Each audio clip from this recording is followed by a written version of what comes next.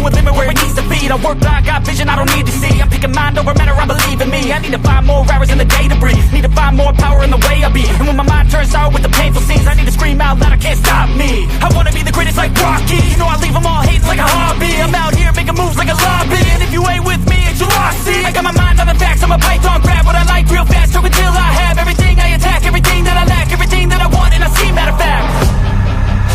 Cause I'm my own worst enemy. Only if I let it be. I can control anything if I can just think carefully. I control my destiny. Deep up in my mind I manifest it. Every morning I wake up obsessed, and everything I do the best. And deep within my mind, you know I'll always manifest it.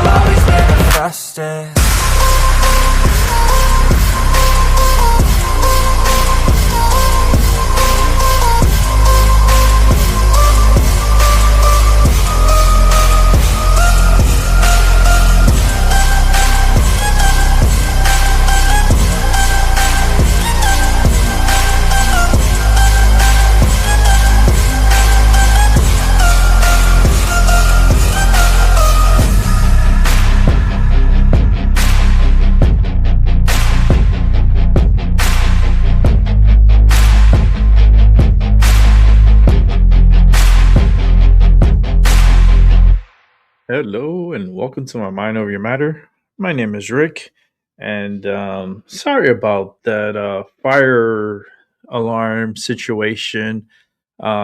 Quick note, we had a fire in the building, and thank God for the rapid response of the fire department. Got here on time and extinguished the fire before it spread.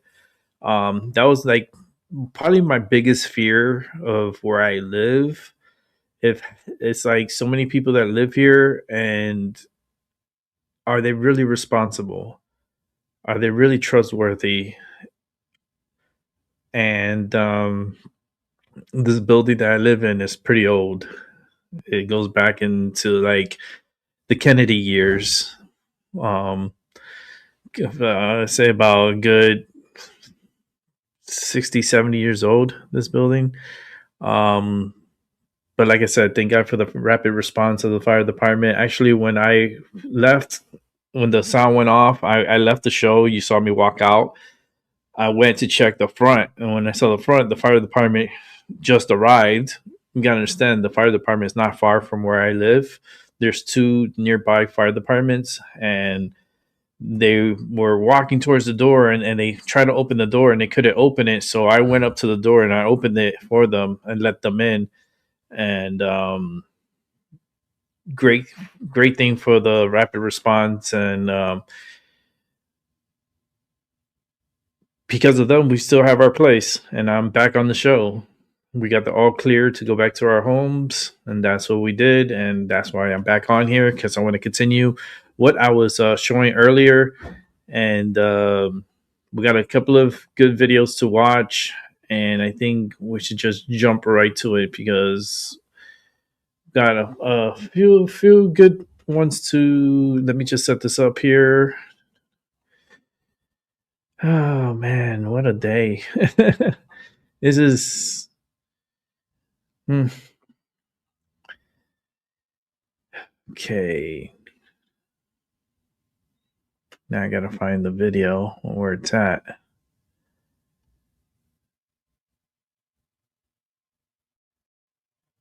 I don't know where it's at now because I had to restart the whole system because I shut everything down and I got out of my place and okay,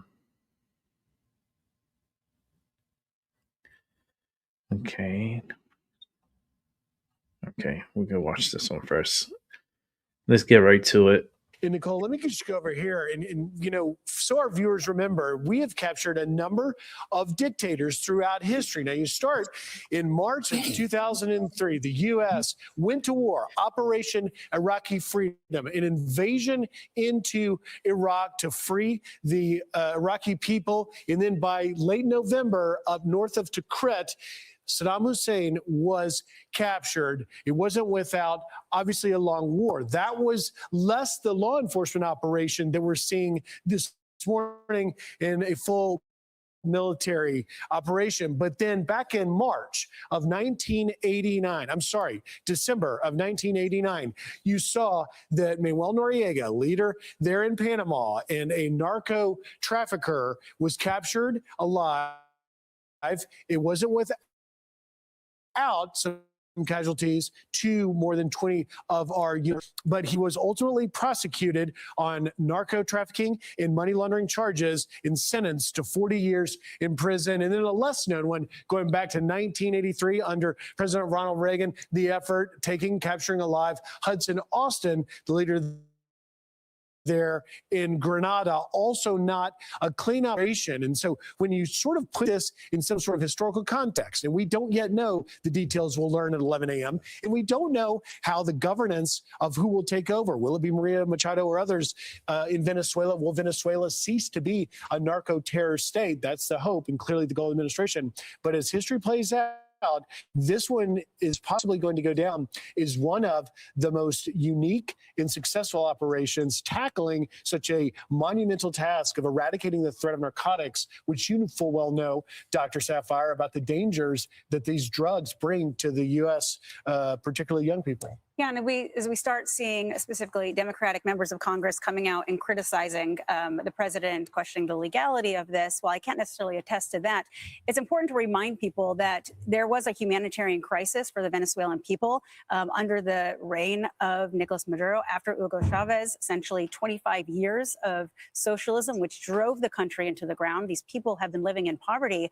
But here, from a United States standpoint, Venezuela and their role in the drug trafficking throughout the world, but specifically to our country, it's a national security issue here. And with over 1 million people having died from these drug overdoses, President Trump has made it clear that he is tackling narco-terrorism and he is putting America first. And part of that is you have to dismantle the Maduro regime. They need to face trial. They were indicted in 2020 for their role in narco-terrorism. And President Trump is just continuing to make good on what he has said. He was indicted. President Biden then went into the White House and unfortunately dismantled a lot of the pressure that President Trump put on the Maduro regime. And now President Trump, back in office, is saying, we're not negotiating with you, and this is what's going to happen. And he did it. And just like Operation Midnight Hammer, what we saw in Iran attack on the nuclear supplies there, this was such a swift and incredible military operation. No American lives were lost. It happened in the matter of a couple of hours, resulted in the capture of Maduro and his wife, already on their way back to the United States to stand trial. This is what happens when you are a civilized nation. You hold people accountable. Yeah. Maduro and his wife are currently in U.S. custody, and we probably could expect them to actually be in the United States at this point. It's only been a couple of hours, 4 or 5 hours since the raid occurred. And obviously, looking forward at what the domestic politics are going to be, it's going to be very interesting to watch. I thought it was interesting talking to Brett Baer earlier about how Democrats can complain about this and raise totally legitimate points about whether or not you have to go to Congress to get authorization. I don't think you do for something like this, but it's a perfectly legitimate argument to be had. But as you have those politics playing out alongside a trial where we are talking about the incredible damage that the drug cartels have done to the United States, I think it's going to be I don't think it's going to be a political winner for Democrats to complain about this. The other thing that I think is interesting is when you because they protect the drug wall, Griff, protecting the drug dealers. With in particular the 2003 removal of Saddam Hussein. You know, one of the reasons that President Trump managed to take over the Republican Party was because of his opposition to foreign entanglements that don't have an immediate America First implication. And he successfully did that, and then, of course, successfully took over the presidency, I think partly because of his credibility on that issue.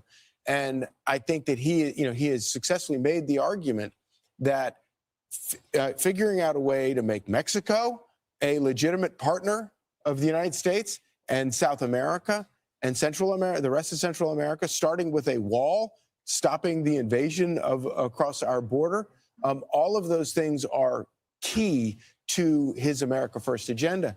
And so it's going to be really fascinating to watch how all that plays out. And I would actually argue that America First agenda, that argument that he has made, has won over a lot of Democrat voters that had been longtime Democrat voters who came over to the Trump agenda because of that argument. Well, and President Biden at the time talked about working with these nations to make it safer. He implemented Vice President Kamala Harris, that she was tasked with that responsibility. Obviously, that didn't work, and under that weakness is when the Maduro regime grew, and now President Trump is doing what he wanted to do from his first term. You know, it's interesting. I think hopefully at this 11 a.m. press conference from Mar-a-Lago that Bret Baier will anchor, hopefully we'll learn a little more about sort of the timeline in the planning that went in behind this. And on New Year's Eve, this clip of an interview from his car that Nicolas Maduro did with a local Spanish news outlet where he seems to want to maybe try and now negotiate a deal, come to the table. Here's a little bit of what he said. Listen here. The U.S. government knows, because we've told many of their spokespeople, that if they want to seriously discuss an agreement to combat drug trafficking, we're ready. If they want oil, Venezuela is ready for U.S. investment, like with Chevron, whenever they want it, wherever they want it, and however they want it. Now that suggests that he knew that something was coming, that his time was out, so he's trying to negotiate a deal. I'm Steve Doocy. I'm Brian Kilmeade. And I'm Ainsley Earhart. And click here to subscribe to the Fox News YouTube page to catch our hottest interviews and most compelling. Hey, let's go ahead and continue on here. Chief political anchor and host of Special Report. And Brett, you'll be anchoring in just 2.5 hours the live press conference coming from Mar-a-Lago. But it is interesting, as you heard Chad talking there, and we've been highlighting some of the political reaction. It does appear that a large number of Democrats are really just leaning in. And we highlighted a little earlier Senator Ruben Gallego of Arizona, Democrat, saying that I justified war on my life. War is illegal. It's embarrassing that we went from the World Cop to the world bully in less than 1 year. There's no reason for us to be at war with Venezuela. And it goes on, you see there, but it's pretty clear that this isn't a declaration of war. Yeah. Good morning again. I love Chad Pergram and a little bit of at war and not a little bit pregnant. He always has the great phrases. But I think that this is interesting, and this is going to be the subject of the 11 a.m. news conference. A lot of it. You'll get a lot of details about how long this operation was in effect and how much planning and how successful it was. But let's just boil this all down. There is a pending 2020 indictment of Maduro and his wife in the Southern District of New York, and the Attorney General Pam Bondi says that is where they will face justice with a formal indictment process and a prosecution. And, you know, this operation, to Chad's point, very well said, tracks almost exactly the 37th anniversary of the operation to take out Manuel Noriega in Panama. That was December 20th, 1989. Very similar operation. He was convicted of drug and money laundering. There was an operation to take him. He eventually went to Miami. He faced prosecution, had 40 years in prison as a result of that prosecution. In that operation, there was a significant military force on the ground in Panama. There are legitimate questions, as I mentioned before, about briefing Congress and the top bipartisan officials on the leadership and the Senate and House Armed Services, or rather intelligence committees. But this operation is going to track that Manuel Noriega operation as far as its legality. And it is a legal operation where there is an indictment pending for Maduro and his wife. And I just want to read from this legal framework of the original indictment and how it's phrased. You can put up pictures of Maduro. Maduro helped manage and ultimately lead the Cartel of the Suns, a Venezuelan drug trafficking organization comprised of high-ranking Venezuelan officials. As he gained power in Venezuela, Maduro participated in a corrupt and violent narco-terrorism conspiracy with the Revolutionary Armed Forces of Colombia, the FARC, a designated foreign terrorist organization. Maduro negotiated multi-ton shipments of FARC-produced cocaine, directed the Cartel of the Suns to provide military-grade weapons to the FARC, coordinated with narcotics traffickers in Honduras and other countries to facilitate large-scale drug trafficking, and solicited assistance from FARC leadership in training an unsanctioned militia group that functioned in essence as an armed forces unit for the Cartel of the Suns. In March of 2020, Maduro was charged in the Southern District of New York for narco-terrorism conspiracy to import cocaine, possession of machine guns and destructive devices, and conspiracy to possess machine guns and destructive devices. This is a detailed indictment that goes back to 2020. And this is a legal action that was supported by a military operation to protect those going in to grab him and his wife. You know, as you pointed out earlier, Brett, there are plenty of legitimate questions about authorization and to what degree Congress needed to be consulted. But as a logistical matter, I would imagine that the Trump administration would make the argument that, you know, this was a successful operation. We got him where he slept under the cover of darkness. We did it in a matter of minutes or hours. Can you imagine if we had to go to Congress, especially with the fraught politics of today, and the danger that any sort of operation like that could have been leaked out? I can hear President Trump now sort of weighing in on all that. 100%. That's going to be his answer. You know, he's going to say Congress leaks, and he's going to, you know, say that is, you know, reason for the secrecy and what they were trying to do. And there will be sniping about it, largely from Democrats up on the Hill, saying we usually get informed, et cetera, et cetera. But as far as the big impact here, I don't think that the argument that Gallego makes about war and the authorization of military force is the same because of the legal justification. And Jonathan Turley, who's really good on all of this stuff, has a piece out now, and he's posted it. He says, Trump does not need congressional approval for this type of operation. Presidents, including presidents, have launched lethal attacks regularly against individuals. President Barack Obama killed an American citizen under this kill list policy. If Obama can vaporize an American citizen without even a criminal charge, Trump can capture a foreign citizen with a pending criminal indictment without prior congressional approval. So I think that this argument is going to kind of go by the wayside. More important, I think, are the questions that they will face and the president will get at the 11 a.m. news conference about next steps. Who is leading in Venezuela? Does that person become the next target? How can you install the opposition forces? Has that been negotiated beforehand? What are the next steps? What are the next countries that you're concerned about? Colombia next door, Mexico. How does that play out? And I think that those are the bigger picture questions, as far more than the process questions of congressional approval in this operation. And just to pick up on that for a second, Brett, because that's such an important question about what happens next, because as Victoria Coates was telling us a little earlier, raising a great point, which is, will the generals, and some of them are among those in that indictment from 2020 that were accused and indicted for being part of running the Cartel del Sol, that were working under Maduro, will they accept someone like Maria Corina Machado, who, as you well remember, won the Nobel Peace Prize? She then, in turn, dedicated it to President Trump for his efforts. You know, will they accept it? And if they won't, what sort of situation will we then have on our hands with regards to President Trump's effort to get the opposition party in power? Those are great questions, Griff. And I think that Machado probably knows who's listed in those indictments, probably knows exactly who is on the good side and the bad side as when it comes to the military people. And they'll have to clean house if they take over in that way.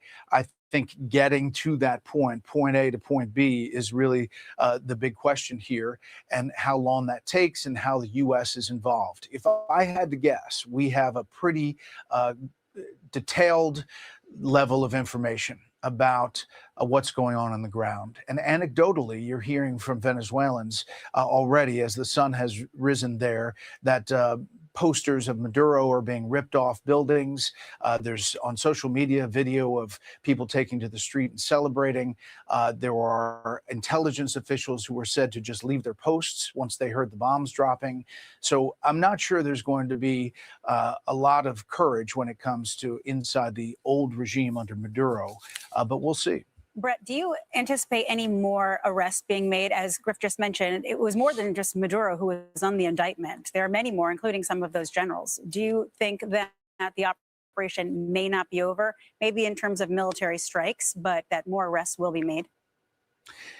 Another good question for the 11 o'clock. I think that there's I sense that there's not a lot of movement right now as far as getting back on the ground. I think they wanted this to be tactical and surgical, in and out, get the leader, and we should say not the elected leader, the disputed leader, and his wife out to face charges, and then see where the dust settles with the others.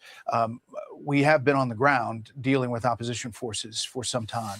And I think you're going to probably hear Secretary Rubio and others talk to that level of planning in a couple hours. Brett, I just want to add in here, literally 60 seconds ago, Vice President J.D. Vance has now weighed in on X. And he says this: the president offered multiple off-ramps, but was very clear throughout this process that drug trafficking must stop, and the stolen oil must be returned to the United States. Maduro is the newest person to find out that President Trump means what he says. And he adds, kudos to our brave special operators who pulled off a truly impressive operation. So there you have it. We're learning a little bit more. Yeah, and I think you're going to see more and more as the morning progresses. I think another big question is what happens with Cuba. They are, they really are tied to Venezuela. It's like their lifeblood, and you may see changes coming to Cuba. And is that next? If you look at the big picture, this could have a ripple effect in Latin America and on a number of different fronts. This is, structured as a legal operation because of the indictment, but it could be much broader than that. And we have to look at the implications there. Yeah, I sort of ask it, Brett, and I think you're right about, this is a very interesting tweet. Because the line where Vice President Vance says that Maduro is just the newest person to learn that Trump's message is very clear that, quote, the drug trafficking must stop. And when I hear that, I think, what must Claudia Sheinbaum, the president of Mexico, be what's thinking? up, Terry? What message does this operation potentially set up for her? Now, she is The taken videos have to been social captured. media, seemingly condemning this by simply pointing to Article 2 of the UN Charter, talking about not, infringing on sovereignty rights of another country. we know from our Fox News reporting that actually Mexico has cooperated quite a bit with our federal immigration law enforcement and Border Patrol and the like. However, it's unclear that President Trump and President Sheinbaum have developed a really good relationship. Do you think that she must be wondering what this all means for her? 100%. I mean, the Mexican president, the Colombian president, I know you had the guest on who's running for Colombian president. And I think that all of those leaders have to be looking over their shoulder as far as what that means and where this goes and tying to the drug cartels. That's the ultimate thread here, is the drug cartels and the use of these different cartels to funnel drugs into the U.S., thereby making the case against these leaders.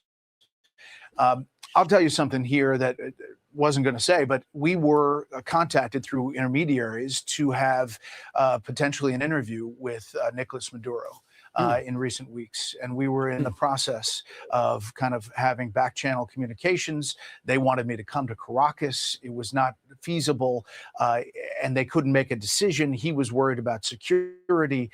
I was talking to the U.S.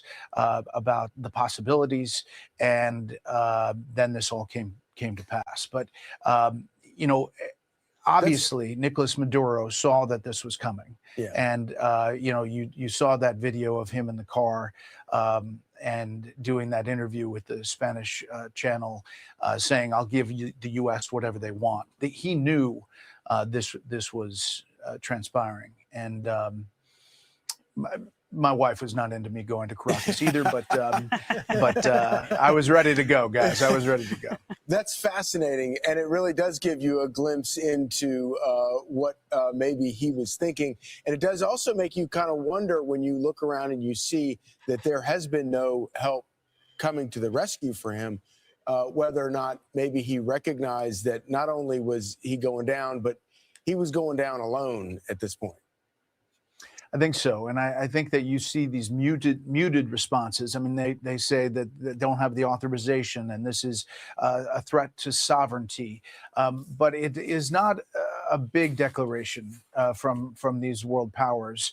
And I think everyone knew that this action was getting ready to happen, especially on the legal front after that indictment. And that's what they were going to use to hang this on. And this trial will go forward. This prosecution, likely Maduro and his wife are going to face a formal indictment in the U.S. Southern District of New York, I would assume in coming days. Yeah, well, we'll be watching that. And we will be tuning in at 11 a.m. this morning to watch your coverage of President Trump's presser.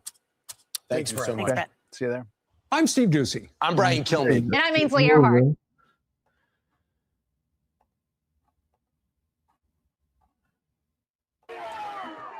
The world is celebrating. Lima, Peru.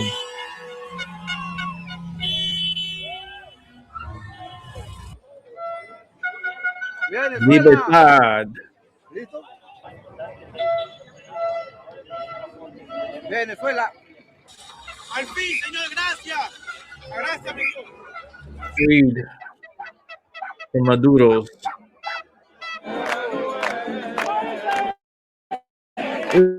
People happy celebrating.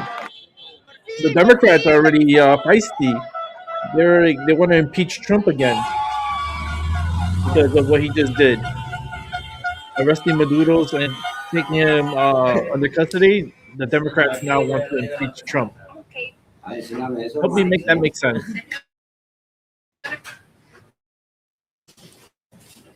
These Democrats are fucking. What is a Democrat? I don't know why. I just don't know why you're a fucking Democrat. Just to be honest. Like, why are you a Democrat? Este personaje.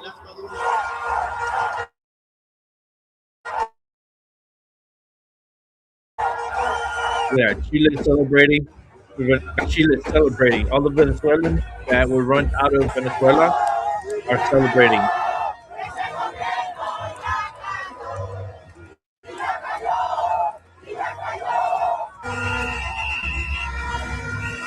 What a celebration. This is awesome.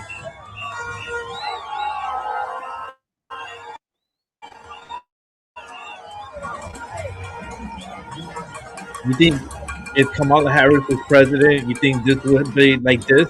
This would have gone down like this? I don't think so. I think it would be more suffering and more torture for Venezuela if Kamala Harris was president. But now that Trump is president, Trump is pretty much finishing what he started.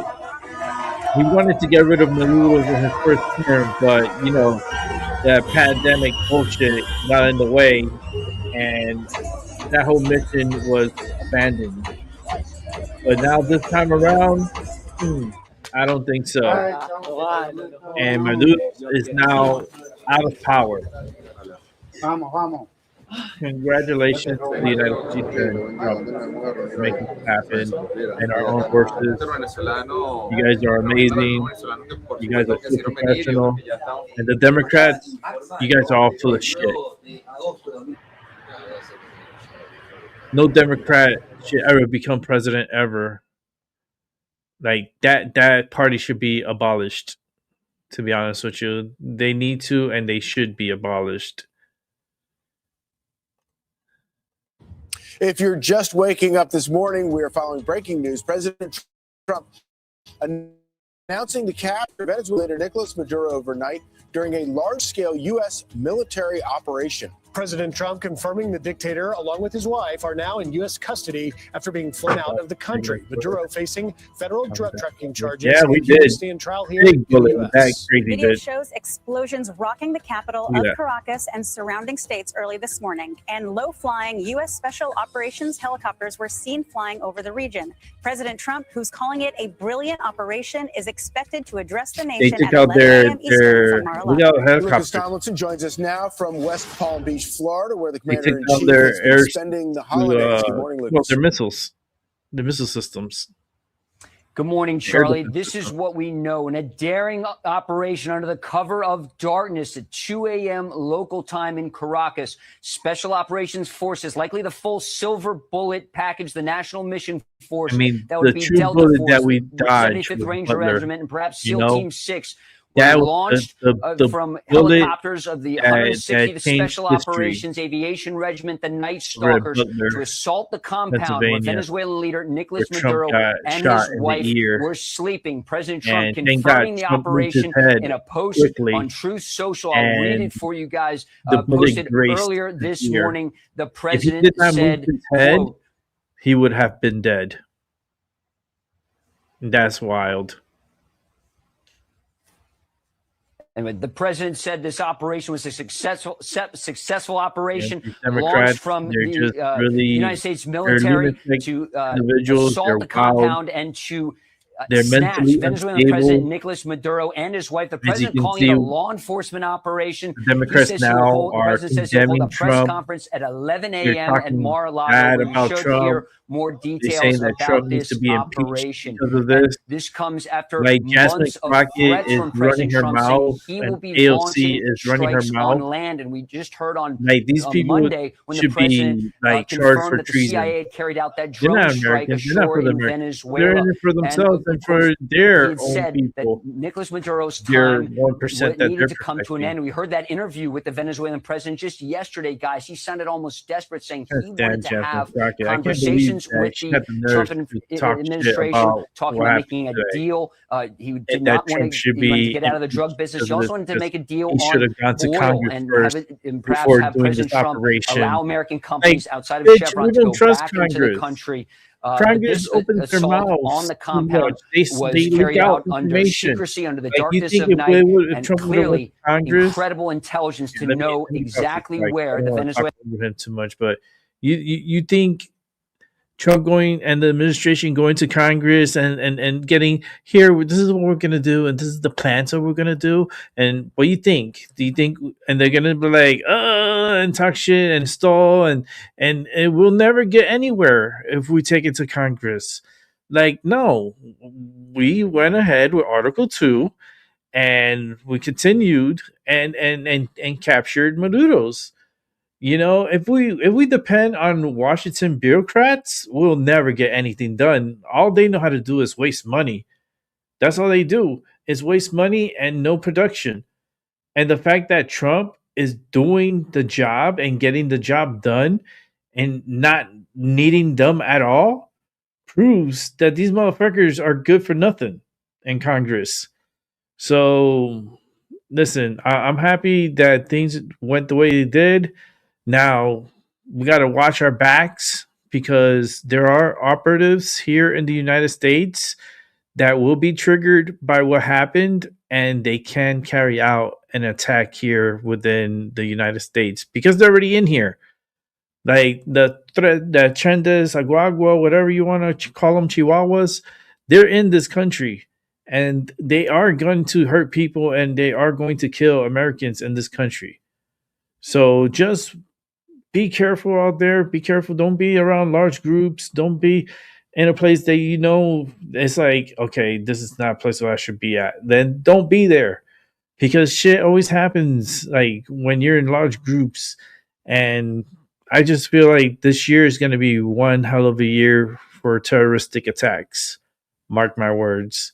I just feel it in my bones. All right, let's continue watching Fox News. President was located, guys.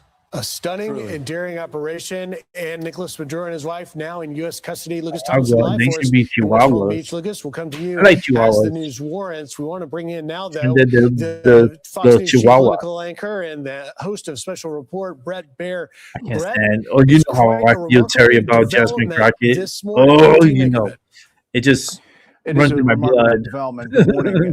It is bold. It has been telegraphed that something like this may have been in the works. Yeah, Jasmine. They need to expel her from Congress. Nicolas Maduro and have this as a law enforcement effort was key in that True Social post, pointing out that this is a large-scale U.S. military operation surrounding another shutdown law enforcement action, taking but you know what? Maduro into custody to face charges in the U.S. These Democrats. So what they need to do is remove the Democratic Party. Obviously, we out. Started getting word no more Democrat early morning party. hours of Abolish all the parties. And abolish as the time Republican went Party, on, it became evident that Democratic this was Party, a no large-scale operation, largely designed to protect we don't the need special ops mission parties that to Lucas divide Thompson people. just talked No, about. we're the And United this States. We're essentially all a snatch and united. grab Why operation. do we have a Now, two-party I system? heard you guys That's not talking to Brian united. That's Kilmeade separating earlier us. about how long We don't need this to be may have been separated going on. between It Democrats may and have been Republicans. planned We are the a people. long time, and we're going to get a lot of the firm United we details stand. From that 11 a.m. news conference Makes no at fucking Mar-a-Lago. people I don't understand the brainwashing. A lot of members oh, of his Democrats. cabinet. Oh, Republicans. As you look live at Caracas, Venezuela, at first light, we'll get a better sense of what exactly we got was idiots attacked, on one side, and but it we was got these military idiots on the bases other to side protect too. This effort to get Maduro and his wife out. And I think the world is reacting, but in a muted way, I can't stand her. She needs to be expelled. Thought that this was a narco. There's a lot of them that need to be expelled. Leader who was working with cartels. And the president has signaled that. But they've been dividing us for so long. Republican, Democrat, just right there. That's a divide. How specific do you think divide? We President fall. Trump Of course. in Two-party system? No. And maybe more importantly, how do you see the it should be a politics party of for the this people, playing out all people, domestically? one together. Yeah, I think he'll be pretty specific because there are a lot of he likes criticism already on the. Yeah, exactly. He likes to win. He already talked briefly to the New York Times overnight in a trying to phone call protect right after the Truth criminals. Social Trying to post protect saying it was Maduro. a huge success. I think we'll hear a lot more trying to about protect that this and idiot. The specifics of the Like, operation. are you kidding me? But he also is These going to talk Democrats about are like. to the rest They're the of those worst. countries They down there, are Colombia the in ones that particular. caused all this shit to happen in the first singled place. The Colombian president out already about its efforts in the drug trade. This is, listen, this is a different operation. There was already a lot. He needs to be thrown in fucking prison. I'm telling you, open up inside the MAGA Alcatraz movement and on the right, make it that we were going to get engaged in a long bring it up to code, battle and a and war throw on all a these country that, motherfuckers much like like Iraq, we Nancy just don't Pelosi, Chuck shouldn't Schumer, be on the ground long Hakeem term. It is Jeffries, have their own AOC, country Jasmine Crockett. deal with Don't the make me problems. name them all. The Come president, on, in a don't make speech me in name them Saudi all. Arabia, And throw talked them about into that Alcatraz.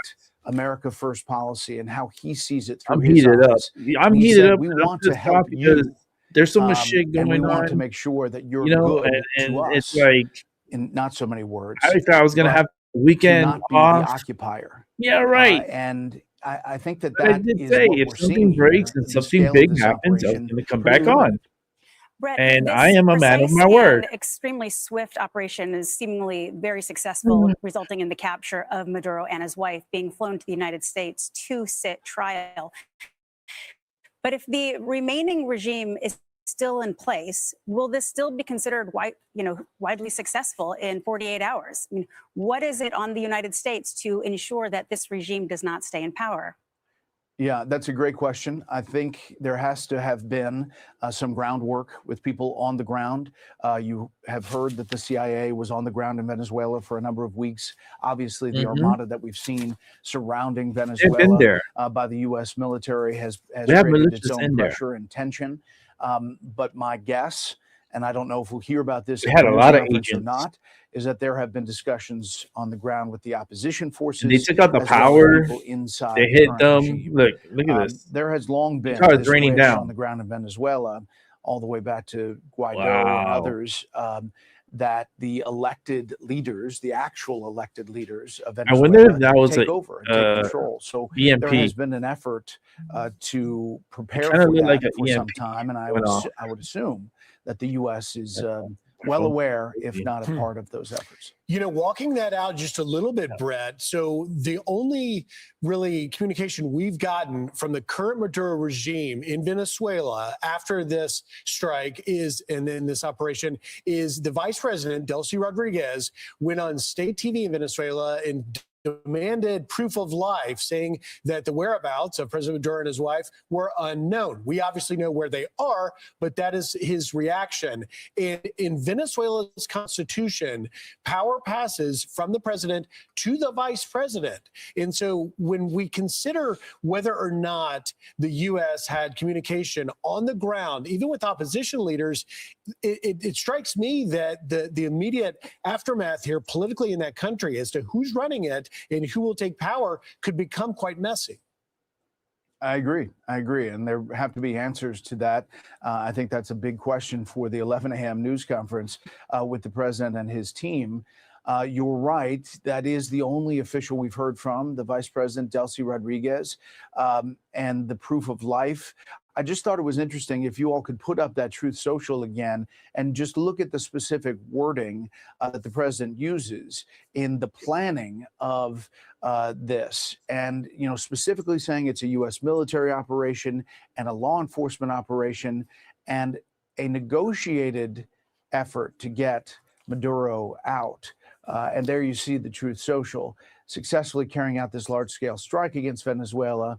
And then it goes on to say he's been, along with his wife, captured and flown out of the country. The operation was in conjunction with U.S. law enforcement. There has been this effort, I think, to figure out how to get Maduro out. And I think we're going to see whether this had Maduro's it doesn't seem like it had his blessing, but somehow had some orchestration on the ground in Venezuela. Well, to your point, in that article in Vanity Fair last month, Susie Wiles told Vanity Fair over lunch, Wiles told me about Trump's Venezuela strategy, her saying, he wants to keep blowing up boats until Maduro cries uncle. And people way smarter than me on that will say that he will cry uncle. So as you point out, this has been a pretty long game that the administration has been playing. Yeah, definitely a cat and mouse game. And, you know, it was very bizarre that this video pops up of Maduro in a car doing an interview in a dash cam kind of video with saying he'll do whatever the U.S. wants. You know, I think that he knew the time had run out and there was imminent action that was coming.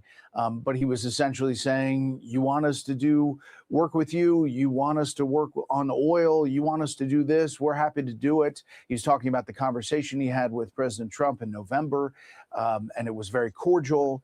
And since then, it had not been so cordial. You know, obviously things had come to an end for Nicolas Maduro, who was not a legitimate elected president of Venezuela. You obviously follow this stuff very, very closely. Are you surprised that countries like Cuba and China and Russia have not played a stronger hand in trying to protect him in the last couple of days? I think they felt it was futile too. I'm not surprised that they haven't stepped in. I think they have their own hands full in different ways around the globe. China, Russia, Cuba. Cuba is worried about getting its oil from Venezuela. Essentially, Cuba is on the brink of falling too if they can't get support. Venezuela was their biggest conduit to that. So they're going to have to work that out. So listen, the map changes, and President Trump has changed the map already with action in Iran, as mentioned before. I think you're starting to see that map change now. And maybe a real question is China's influence in Latin America and what that looks like going forward from here. You know, Brett, you are our great historian here at the network. You just wrote a great book about President Teddy Roosevelt. And now as we look at what President Trump has done, I'm struck by Florida Congressman Carlos Jimenez has reacted this morning, comparing what has just happened to the fall of the Berlin Wall. Put that in historical context for us. Well, yeah. So he's coming from a perspective of, for the people of Venezuela, this is a big moment. I think we have to get from point A to point B to your question earlier about it's like a new how regime moves over. on, how the opposition like takes over. They did with all of that. Iraq with but Saddam he's using Hussein. that comparison because it's this with freedom. And the sense in Venezuela on the ground is that they wanted this to be over. They wanted this regime to be done. There wasn't a lot of popular support for Maduro. He was trying to insinuate that there was by dancing on stages and singing. But, you know, the people that were in those crowds were told to be there. And they voted him out twice. But I think that the analogy is the people of East Germany. And when that actually happens, I see his there is face, but I can't remember his name. And this amazing change. You know, you talk about Teddy Roosevelt. He was a peace through strength guy as well. And if you look at the actions of President Trump, the concerns about his legal authority, like Lee and others, I think they're going to talk about the scope of this and how limited it is. How are you feeling now? That's crazy. But it yet is making a big change in the actions that they're taking. Brett, there is no such thing as peace through strength without a strong military, and President Trump has continued to show the operations that they have performed. Under President Biden essentially treated Maduro as a pest, as a nuisance. Instead, he rolled back the sanctions, he reopened oil, and he legitimized essentially his leadership by meeting with him. You know, we saw that weird video from the car yesterday from Maduro. Do you think that's because he had insight into what was going on? And do you think it was right that President Trump said, we are not going to legitimize you as leadership. We're not coming to the negotiation table. We have a red line, and we have to show that consequences. He was hiding. These are the consequences of essentially running your country into the ground and being a dictator. Yeah, I mean, he did. Forgot his name. I see his face. I see his face. I see everything about him, but I forgot his fucking name. A trial. I don't know where he's going to be, whether it's in Miami or elsewhere, but it is something that was talked about for a long time, and he's living up to that moment. I agree with your assessment that, you know, some of these leaders, if they get a little bit, they take a lot, and it gives them a lot of leeway in their country without the pressure. Obviously, all of the U.S. military off the coast of Venezuela was massive pressure, not only on Maduro but on his regime, on the rest of Latin America, as they looked at all of the firepower that was in the Caribbean and is in the Caribbean. I would assume that once you see this transition happen to the legitimately elected you got government, it, Gaddafi. that all That's changes the dude. and our force posture changes as well. Hey, Brett, quickly, I want to get to the politics of this because we're already seeing Congressman Jim McGovern saying that this was unauthorized and that Congress was not notified. I saw another member of the Senate Armed Services Committee in the minority saying that they weren't notified. Do you see this as kind of a big political battle we're about to see play out in Washington? Yes, and I will say there is criticism in the past for the Trump administration as far as notifying, especially the top tier. Not Congress, so it's like, oh my God, we're offended. You didn't tell Congress, us. The leadership and the them. Intelligence Committee chairs and ranking members. We want to impeach Trump now. And there are real questions about whether they should have been briefed, whether they should have been no, briefed because in this case, they can't hold in no the fucking Iran secret. case, how that happened. Because they go running to the press and they tell them, I'm sure there will be the questions operation about is that at fucking 11 blown. If you tell Congress, on the politics, they're a bunch just of the rats. pure politics, stopping narco-terrorism and drugs flowing into the U.S. is very popular. No matter how you ask the question, a lot of them in Congress are tied in Venezuelans the drug inside money the U.S. that's going on in Venezuela and Maduro facing justice. They're getting being pulled kickback out of the country and a That's transition why to the they're mad elected because government. it's The affecting Venezuelans their inside bottom the line. US. It's affecting their That money. is very popular. It's a 90-10 issue, and if not 100. And I think that the politics of this, to we argue tried the this other before way, with Congress, going to Congress, and something what did that's they gonna be do? They go dangerous. until, But I think that the letting and Congress start ratting know, out there may be the criticism that's administration. legitimate there. Like, no, on I the pure can't do politics that. side of this, You it's know, such sorry, a there's great a point. couple of because, things of course, to go to Congress obviously we're for, gonna but I see think a if lot it's of pure something politics, that's like but it's going to real be playing world out decision as that we needs to see be an done actual court instantly, trial. I don't think playing out Congress at needs to the be same poking time their in nose in real their time. business, in And the it's going to make president's it a lot business. more difficult to sort of, for You know, take Democrats off in the particular, fucking to training kind of thread that wheels. needle. The fucking president doesn't need Yes, Congress, and that'll be the front and training center. wheels, It'll be to slow him down. all of the charges, all of the lists of the charges that Maduro faces, the specifics. All of it will come front and center if this goes as projected. And Yeah, I hate we've using heard Google. Secretary Rubio I try to debrief do it Senator without Lee Google. about the process. And at least so far, Senator I'm not Lee, a fan Mike of Lee of Google. Utah is pleased, and he's one of the guys that was raising concerns about the parameters. I'd rather use my Well, we memory. look forward to hearing more straight from the president about this morning's I don't remember. I asked military people. operation. But I'm not And gonna Brett, ask you will be Google. Fuck hosting you. special coverage of the president's address at 11 a.m. Eastern from Mar-a-Lago. Thank you so much for joining us, Brett Baer. Thanks, Brett. You bet. See you later. All right, we'll go ahead and close this here, and let's continue here.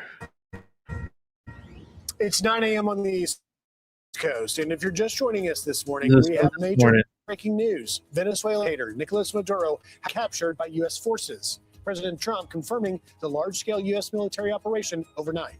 Attorney General Pam Bondi confirming Maduro and his wife face drug and weapons charges in the U.S. And about 20 minutes ago, Vice President J.D. Vance revealing President Trump offered Maduro multiple off-ramps. All this comes after explosions rocked the capital of Caracas and surrounding states early this morning.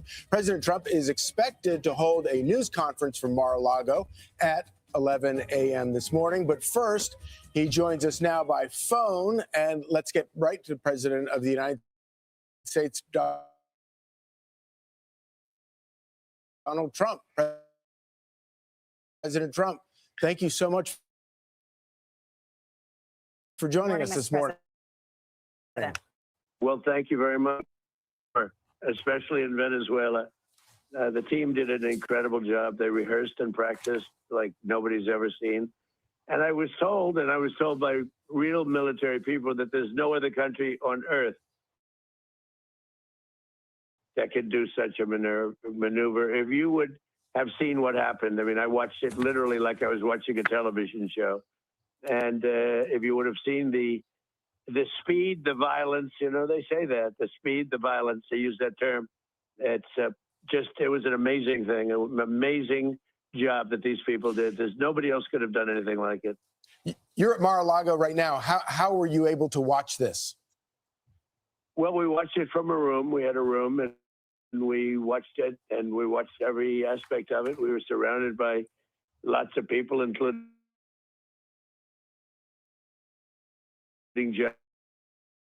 generals, and they knew everything that was happening, and it was very complex, extremely complex. The maneuver, the landings, the number of aircraft, which were massive, number of every, really able to be broke into, you know, with steel doors that were put there for just this reason, and they got taken out in a matter of seconds. I've never seen anything like it. Actually. And you were able to watch this in real time. Yeah, and don't forget, I've done some pretty good ones in yes, you can watch everything in real time. Ones, but I've never seen anything like this. I was able to He said watch he's seen it. So the kid, stop asking him the same stupid question. Every aspect of it, and I listened to the community. Don't ask him how he watched it, because he can. He has ways. Out in the field in Venezuela. And it was amazing to see the professionalism, the quality of leadership, the professionalism. General Raisin Kane is fantastic. Don't forget, we did another one not so long ago. It was called the knocking out of the Iranian nuclear threat, the nuclear power. And that was unbelievable what they did there. And this is something that, gee, I don't know, it's amazing. And to have a few injuries, but no death on our side is really amazing. Mr. President, critics will say that strong action can risk escalation, but history has shown us that weakness can truly invite chaos. And this military operation clearly sends a message to our adversaries around wow, the you see those world, flashes? China, Iran, Russia, that we are no longer the weak I administration wonder what was had that? for 4 You know? years under former President Biden, who tolerated narco-terrorism. What is next for the United States and Venezuela? Well, we're very strong, and very importantly, And the U.S. if is you look really at good at drugs what they do. through the oceans, through the seas, they're down 97%. That's the boats. It's sort of related to this, as you know. The drugs are way down, and it's getting very, very tough. It's a whole different look. We have a whole different country. We have a country now that's respected. We have a country. I built the military in my first term, and they gave a little chunk of it away, but it was a lot. But it was a little chunk relative to what we built. But they gave it to Afghanistan so stupidly. It was one of the, compare this to Afghanistan, where we were a laughing stock all over the world. We're not a laughing stock anymore. No, we have the greatest military in the world by far. We have the greatest equipment, military equipment in the world by far. And you had to see this in real time. You had to see this, the professionalism and the bravery, everything about it. And you almost couldn't hold them back. It was like they wanted to go so badly.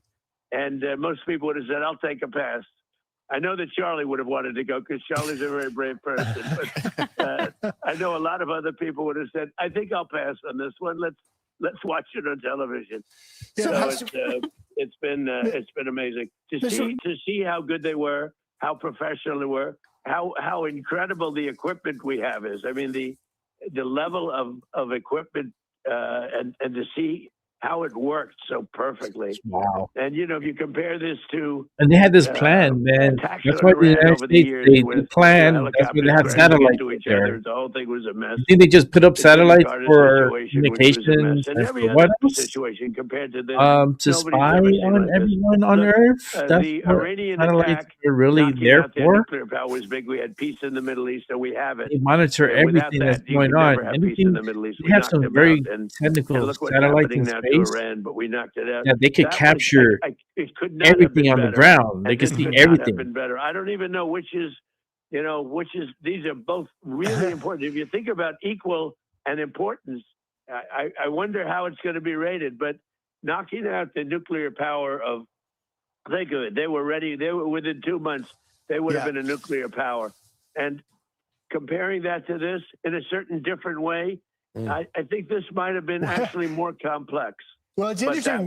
That was something that was amazing. It's interesting, Mr. President. We've looked, our own Lucas Tomlinson, our reporter here. I don't know if you knew this intentionally, but the capture of Maduro and his wife coincides with the 6th anniversary of your taking out the Iranian Revolutionary Guard's Qasem Soleimani. Interestingly, it's six years after. But let me ask you a question, Mr. President. Because by the way, that was the third thing, and we have a fourth. We got Soleimani. We have taken out so many. Look at what we did to the leader of ISIS, who's no longer with us, right? And everybody was after for 20 years, and we got him. We've done a lot, but this was something, maybe because it's fresh in our minds, because again, the Iranian situation was so big, knocking that out, and the B-2 bomber, every single missile hit its target. And the target was an air shaft. Right. Dark at night. Think of that. Dark at night, no moon. You couldn't see a thing. And every missile went right through that air shaft and just obliterated the place. So that was amazing. And this was amazing. I wonder, Mr. President, though, I want to ask you because from your Vice President, J.D. Vance, said that the message is pretty clear. The drug trafficking must stop. So was this operation a message that you're sending to Mexico, to Claudia Sheinbaum, the president there? Well, it wasn't meant to be, and we're very friendly with her. She's a good woman, but the cartels are running Mexico. She's not running Mexico. The cartels are running Mexico. And we could be politically correct and be nice and say, oh, yes, she is. No, she's very, she's very frightened of the cartels. They're running Mexico. And I've asked her numerous times, would you like us to take out the cartels? No, Mr. President. No, please. So we have to do something because we lost.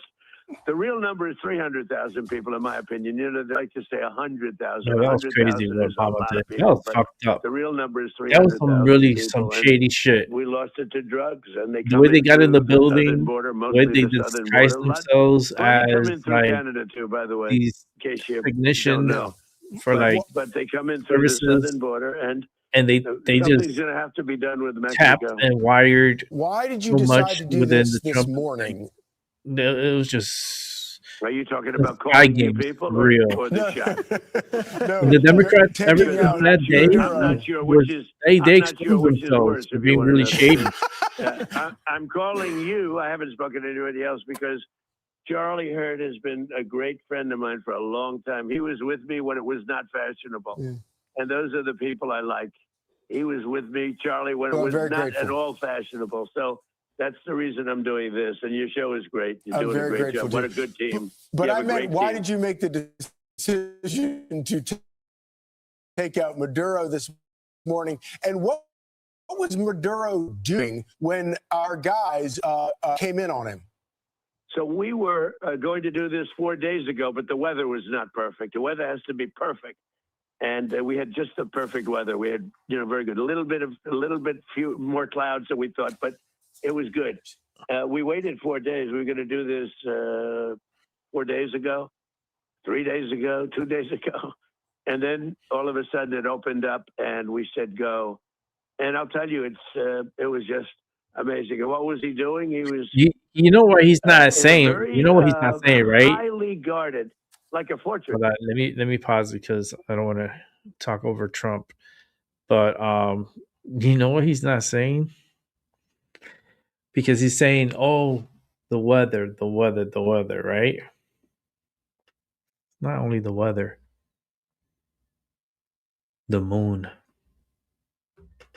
He did it under a full moon. Remember, more light. They could see they have so many drones up in the air getting live feeds from all over the place. It was so technical last night. And it wasn't like an 100% successful operation because they did get a aircraft that was damaged, was still flyable, and did return safely, but they did get to one of the jets. And I wonder it was like one of those surface to air missiles, ground missiles shooting up. But they got the mission accomplished. They got what they wanted, was Manudos, and the wife. And I think that's a success, right? Now they need to move in quickly and not drag their feet with this, because you don't want an uprising and then some opportunistic comes through and then tries to take control and then rule again. And you want the right people in there. So it's gonna take like the military, the US, to get in there and to take over the government and install a new government with the backing of and security of the US, and get their oil fields back in order. Bring in, of course, they want to bring in the American companies, because the American companies, we have really big fucking companies up here, and they want to tap into that oil to produce more, and to, like, they have so much oil that they discovered that it's just incredibly, like, more than Saudi Arabia will ever dream of having. That's how much oil that's in those regions there. And the US knows this, and they want to take advantage of it. So yeah, they got rid of the drug lord, the one that wants to do it the easy way, through the drug way, which is not the good way or the safest way. I mean, you can imagine the amount of fentanyl and other, substance that are coming out of Venezuela that's trying to make it here into the United States. It's unreal. That's why they continuously blow these boats, these speedboats, out of the waters, as they don't want those drugs coming into our country. And that's going to really hurt the supply and demand within the United States. That's just going to raise up the prices. A lot of people are not going to be able to afford the prices that that product's going to be at. And they're going to have a lot of desperate people doing desperate things and crazy things. And we also got to combat that here in America, the withdrawal of that certain drug. And people do go fucking crazy when they don't have their fix. And that's another battle that we need to conquer here within the United States. Nobody's talking about that. Nobody's talking about that. But hey, at least I put it into the universe. Hopefully they'll start talking about it, because there's a lot of people that do that drug. They do that cocaine, and they are addicted to it. And Hunter Biden. I'm sorry, no, allegedly Hunter Biden and the Biden family. Yeah. So I don't know. The prices are definitely going to spike super high, and demand is going to be crazy, because it's just going to be more expensive now, because it's not that much coming into the States. And it's a good thing that it's, not a lot coming to the States, but that is going to drive people to get into other drugs, and other drugs that they never have had before. And maybe a lot more people are going to die because of this, because they're not getting their fix on the cocaine, so they're going to jump into something else, maybe like heroin or some kind of other drug form. And they don't know their tolerance, and they're going to do too much, and then that's how you overdose and die. So it's not a good thing. In all cases, it's not good. You think because this happened and Maduro's, yes, we have him, he's captured, that this is going to be fixed overnight. Mm-mm. This is not an overnight mission. There's still a lot of people within the administration of the Maduro's administration that's still there. There's like their vice president that's there. Like there's just the military needs to get in there, and like I don't know how Venezuelan military, I don't know why they haven't stepped up. And I know they stepped up probably with security wise and so forth, but to secure and to make sure that no others come and try to take over, because the drug cartels are really big in Venezuela and they run the show, to be honest. Financially they do run the show, and there's a lot of puppets in Venezuela, and the drug cartels usually fund their campaign and get them into office, and that's how they push their way into government and to be more favorable to do their drug trade work on a daily basis without any repercussions or accountability. So I just hope that we could get things done. I hope it's not just oil. We need to help the people of Venezuela to gain their independence and their freedoms, and bring back the people that were run out of Venezuela, bring them back and have them prosper there in their own country. That'll be a great way to bring the people back, and help their country prosper. Let's see what else we have here. What is this about? I guess this is some kind of protest in New York. Is Nate, who's this guy? Okay, Nate Freeman. He's covering the protests in New York City at the moment. Let me see if I can play this for a bit here so you guys can watch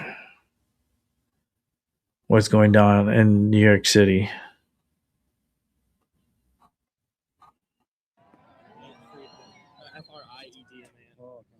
But we know very well, and we have to call the attention of the media, the attention of the American people, that this war that the Trump administration has launched has not ended yet. The threat of American troops on the ground is still latent, it's still present. The U.S. continues to threaten not just Venezuela, but has threatened the people of Mexico, of Colombia. They have threatened the people of Cuba. The threat of war is very real across Latin America and the Caribbean. That's why we call on the people of the United States, who are right now mobilizing in over 100 cities across the country, to not stay quiet, to raise their voices against the Trump administration and their criminal war. It is Trump, Rubio, and Hector who should be put on trial.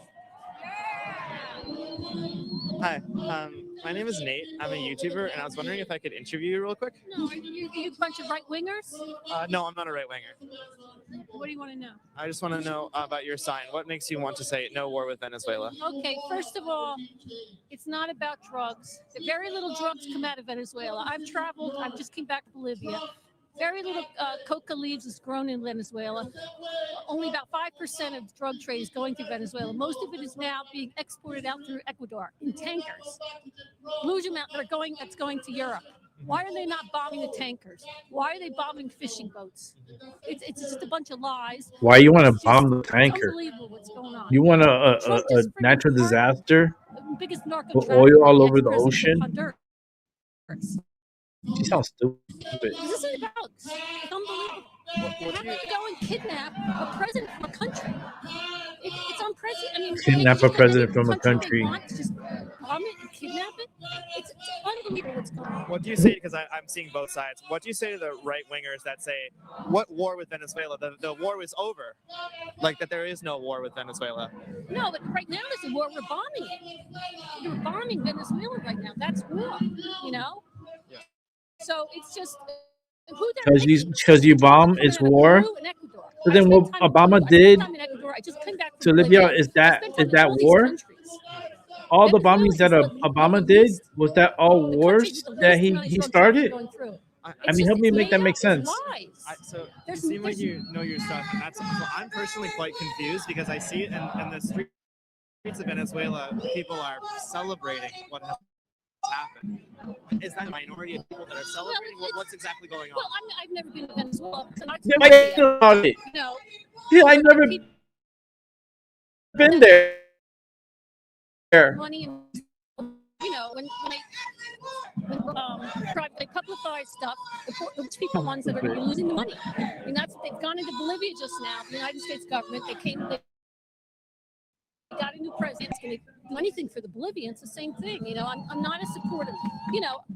We should not be in Venezuela right now. She sounds very ignorant. No reason. We can go to any country and bomb just because we don't agree with the president there. You know what I mean? Do you believe that Tren de Aragua and gangs like that are active in the United States, or do you not think that's true? Well, I don't know. But it's being used. You don't know. By Trump. Well, this whole thing with gangs, drug war, narco trafficking is being used by Trump. Okay, I worked the border. I worked the frontera when the families were coming through. I mean, it's just absolute lies that are coming through. Like a lot of the immigrants that were crossing the border were coming up to work in this country, and they're using this whole gang thing. You know what I mean? You said that they're coming to. You're saying that they're coming to work, right? They were. When I was there, they were coming to work in farms in Florida. I speak Spanish. I asked most of the people what they were doing because I'm interested. She knows it all. I travel those countries. It's just the lies that are coming out and the hypocrisy of this Trump is just unbelievable. So I agree with you that. So I've been documenting a lot of this for the last year or so, and when I speak to asylum seekers, they say that they're here to work, but a lot of people are confused about that. They say, well, if you're seeking asylum, are you here to seek asylum, or are you here to for money? What do you say to the folks that are here as asylum seekers, but really here to just make money? Well, I mean, there's different types of asylum. You know what I mean? There's political asylum, there's economic asylum. A lot of the problems that were being being caused by climate change, there's no jobs. Oh, climate change. I was at the border at the very beginning. There are gangs in Honduras. What is she talking about? She cuckoo for Cocoa Pop. Were owning stores and stuff, and they were having to pay $30 a month to have a store or to live in their own house. So there was extortion in Honduras and stuff like that. So they're coming up escaping that. But they're coming. There were waves of it. The second wave were the Haitians. Lady, you're all over the place. Haitians in Venezuela. The first ones were from Honduras. First, she didn't want to talk, but now she's like a parrot. And they were coming up to work in this country. I mean, and the jobs they were doing, not one American would ever do. You know what I mean? Right. So, I mean, it's just part of Do you think that we should take in a certain number of economic asylum? At first, she didn't want to talk. Now she's talking like a parrot. What I hear is political asylum. That She's if they were to spilling go the back to beans. their country, that they would be killed. But you're mentioning economic asylum, which I think is interesting. Do you think that there should be a certain number of economic asylum migrants that we take in? But immigrant. I mean. Not immigration. What would I say? Immigration is also political as well. I mean, they're letting people in from certain countries and not other countries. You know what I mean? So it's racism. It's total. They're letting in. She's just When I racist. was there, a lot of the Cubans and Venezuelans that were white-skinned and rich would be able to cross the border. But then when the poor people started coming, that's when they started calling them gangs, criminals and stuff. She's nuts. It's political. You know what I mean? I mean, they're letting some people in, they're not letting other people in. I mean, I'm not going to start naming countries, but you see very few white people deported. You know what I mean? It's always people of color being deported. So it's racism in the immigration system. But it's people of color. If they're being deported, then they did cross the border, though. They did make it across. Well, the thing is, what was going on with immigration? It wasn't illegal. They were being brought in this country. They were allowed to cross into the country. They were in this country to then apply for asylum. So they're here legally. It's part of our immigration system. You know what I mean? And they had, the first group had ankle bracelets. So they were coming in and allowed to stay in this country to apply for asylum. So this whole idea that it's illegal immigration, it's just a whole.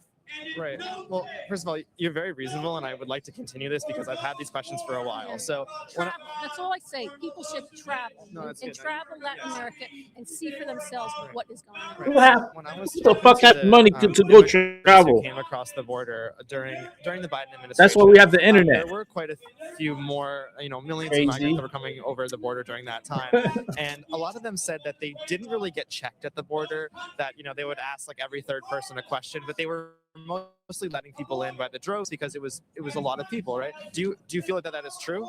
Yeah, well, when I went down there, I went down at the very beginning, and how it started, I was down in McAllen, Texas, And how it started is the people. Oh, she was down there. Listen to her. Were crossing the border. They were getting picked up by immigration. Then they were being dumped at the She's bus station she's with no on the money, no field. nothing. Why is So she everywhere then? the nun down there. Who's paying for this?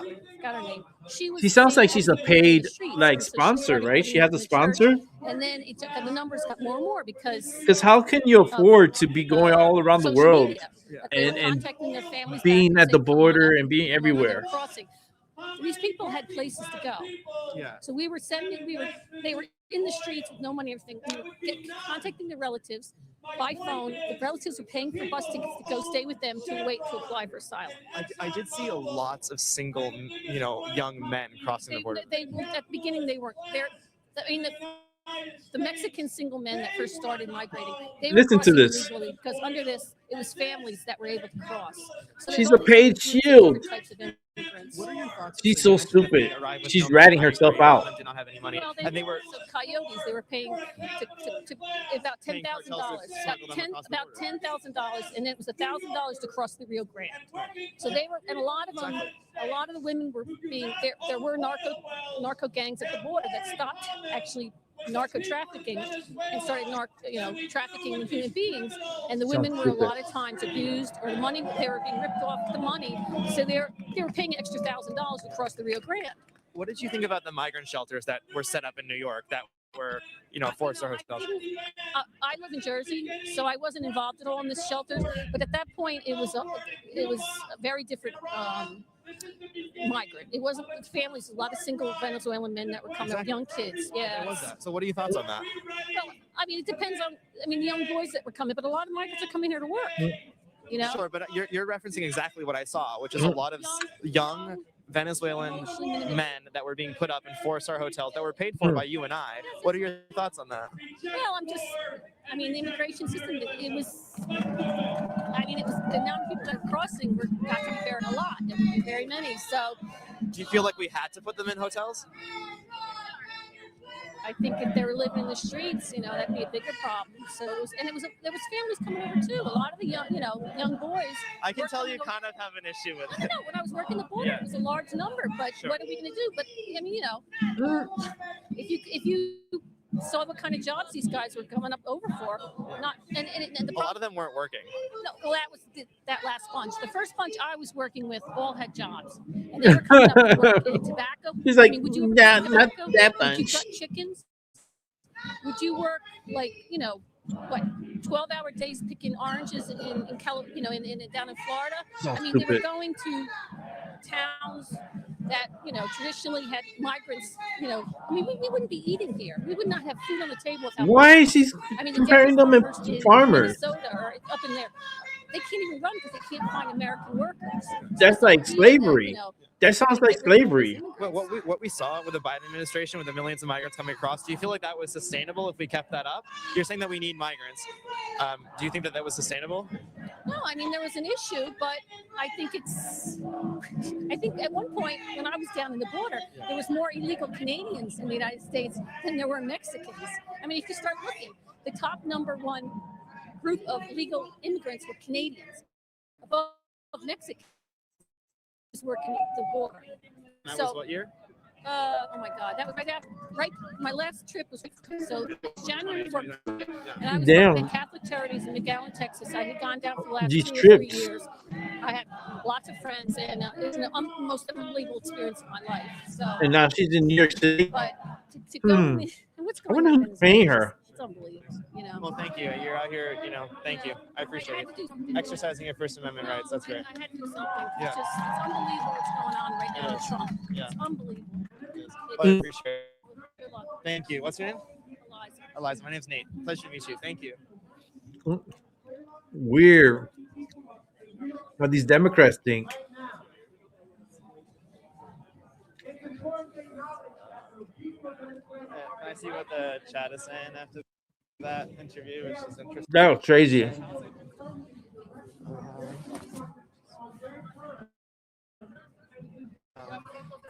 So that was interesting. She definitely had an issue with the migrant shelters, like 100%, but she didn't want to say it. She was very nice, honestly, like her heart's in the right place. She's just really brainwashed, but her heart's in the right place. Yeah, hypnotized. She watches too much CNN. I'm reading your guys' chat right now.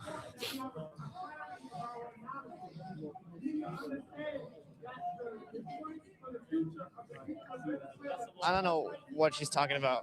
Most of them being from Canada. I did not see that, but taking a look at the flyers that they're putting out. So I can put this: condemn the U.S. bombing of Venezuela. Free Maduro. Oh my gosh! Anything Trump does. If Trump cured cancer, they would say that it's an issue. Maduro. They say the population's going to get too big. Now they want to free Maduro. free a ruthless communist dictator that put his entire country in poverty. Free him. That's stage 4 TDS. That's really remarkable. I don't know if you can recover from that. These Democrats are wild. Okay. These Democrats are wild.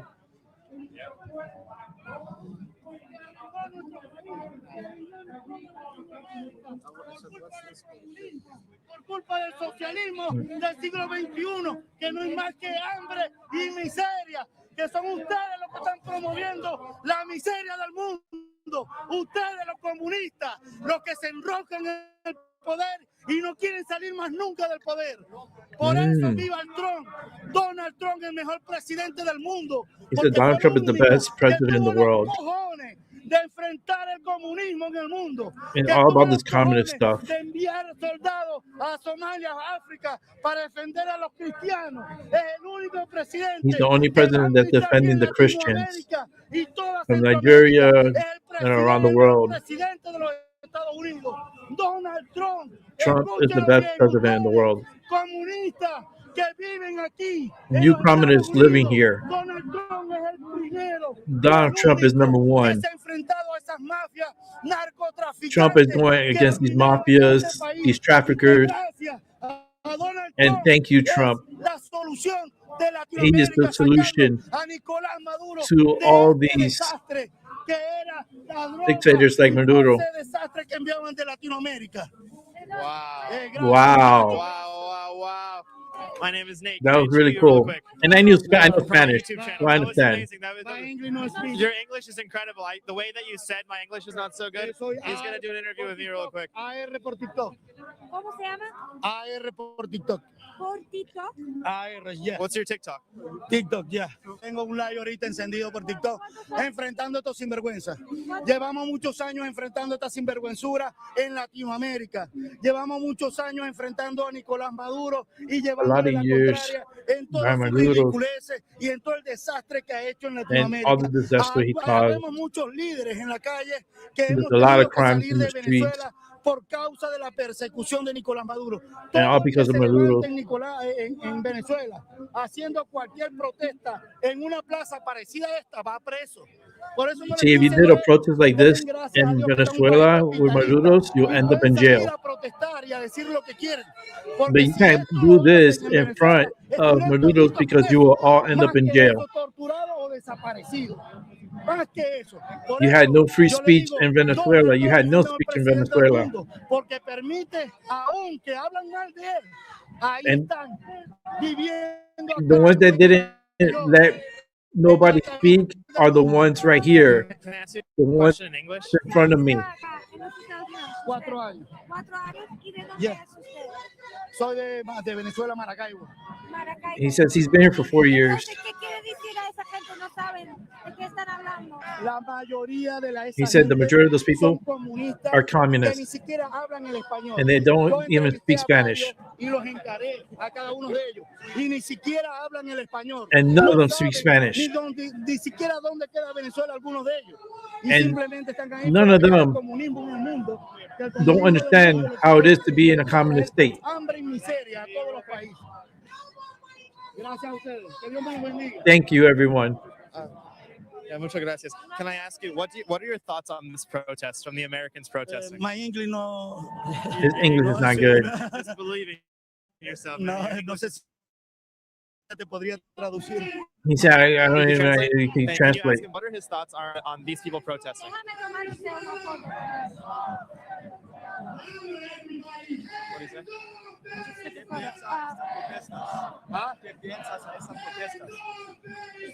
Que es un error. Esa protesta es un error. The protest is Un an error. total. ¿Por qué? Porque ellos están protestando a favor de Nicolás Maduro. See, they're protesting in favor of Maduro. Una bandera comunista y ven That's a banner of communists. acá en esta protesta. There's a lot of Porque nos indica communists que in ellos this están haciendo protest. una protesta a favor del comunismo en el mundo entero, no solamente en Latinoamérica. Son pagados. Ellos no saben ni se imaginan lo que el venezolano ha vivido. Ellos ni siquiera se imaginan. Yo creo que ellos ni These people don't even understand how the Venezuelan people were living. And how are you going to come here and protest and you've never been there? You don't know how it is over there. What is he saying? What were they saying? So he said, first of all, the right to protest is a privilege of a democratic country, that a privilege that they don't enjoy in Venezuela, and that the people protesting here stand for communism. Gotcha. I don't disagree with that. Oh, we got CBS here. You can show CBS is interviewing them. Do you have a question you want me to try to translate? Oh, yeah, I can. After, yeah. Y en un país capitalista vienen a protestar contra la democracia, contra Donald Trump. Miren, si en mi país o en otro All these país people latinoamericano protesting against ellos Trump. estuvieran protestando, But this is o my en Cuba, country. estuvieran presos, And all these people, torturados, o a lo mejor desaparecidos, porque ha sido el caso de muchos venezolanos, muchos cubanos y muchas personas que han estado dentro de esta protesta en los países comunistas del mundo. there's a lot of individuals. Por supuesto que es un error. Esa protesta es un error. Said this protest Esa is an protesta es un error. error. ¿Por qué? Porque ellos están protestando porque atraparon al mayor Because bandido que they hay en are Latinoamérica, que es Nicolás Maduro. Entonces, In favor of Maduro. ¿cómo tú vas a hacer una protesta por How are you going to do a favorecer a un protest hombre que ha on a secuestrado, man que tiene torturado who's a un a montón de criminal, dirigentes políticos en Venezuela, que han who's a desaparecido dictator? gente que no, y que más de 9 millones de venezolanos hemos tenido que And salir de killed many nuestros hogares Venezuelans. para poder sobrevivir fuera de nuestros hogares y para poder enviar alimentos hacia Venezuela, que es la misma situación de Cuba, que es la misma situación de Nicaragua, que es la Same misma thing going situación on de in muchos Cuba is países going on in Venezuela. comunistas y Communists. países bandidos como este, mejor dicho, And no these bandits. digamos países, sino presidentes, dictadores como este, corrijo. ¿Ah? ¿Tienes miedo? ¿Tienes miedo para ese país? Miedo, claro, a nuestros países no podemos volvernos y mucho Hey, in menos our si country, we salimos can't ahora go en back. cámara. Si yo vuelvo ahora al país en estos momentos, And right sin now, sacar a Maduro, lo más probable es que me desaparezcan o que me they'll torturen. make him disappear. Ya al salir en cámara ya yo no puedo regresar a mi país. He can't go back to Venezuela. AR por TikTok. It's still not safe. Por TikTok. Olivares. ¿Olivares? Olivares, sí. AR por TikTok. Búsquenlo a AR por TikTok. Tu nombre, are you guys with CBS? I was wondering, I would love to come on sometime and talk about, so the guy that's speaking is Manolo DeSantos. He's, the People's Forum got paid $20 million by Roy Neville Singham. Anytime you'd like to have me on, I've studied it and I can share with you guys. Okay, thank you. I'll give you my card. Thank you. Appreciate it. She's not interested. That's what that meant. I'll give you my card. Not interested. I'm going to read what chat's saying in case they don't know what he's saying. Guys, we got to get real-time translations in there. Thank you so much. Appreciate it. All right, we got our card, guys. Maybe we're going to go on the fake news.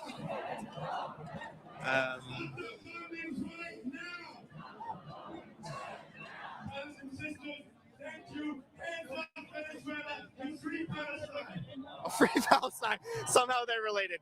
Guys, Free Venezuela, free Palestine. You heard that? I mean, you can't make this up. You really can't make They this up. said free Venezuela and free Palestine. You've got people in Venezuela celebrating in the streets, and then you've got people that are. I mean, People in let's be Venezuela are honest, how many people celebrating. here being And these paid to people are come out here protesting to in the relate United it to States. Palestine and socialism. Does that make any sense? Free Palestine. Let's see if we can get that going. I'm sure. Oh, I'm Lord, not the gonna confuse a Palestine. bunch of people.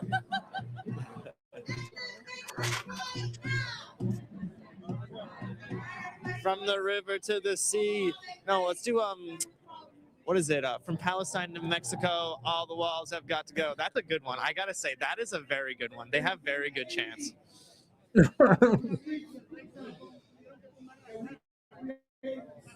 Let me see if I can find the celebrations of Venezuela. Amazing. He's just paid to go out there and talk.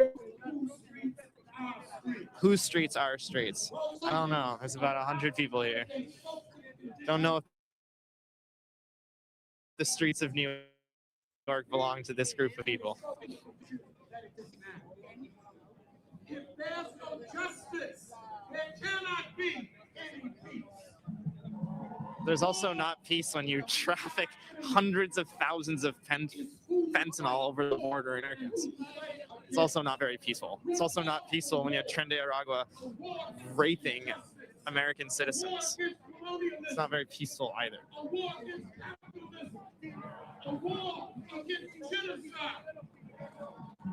A war against capitalism. Okay. What? Oh, she's passing out papers. Let's speak to somebody else.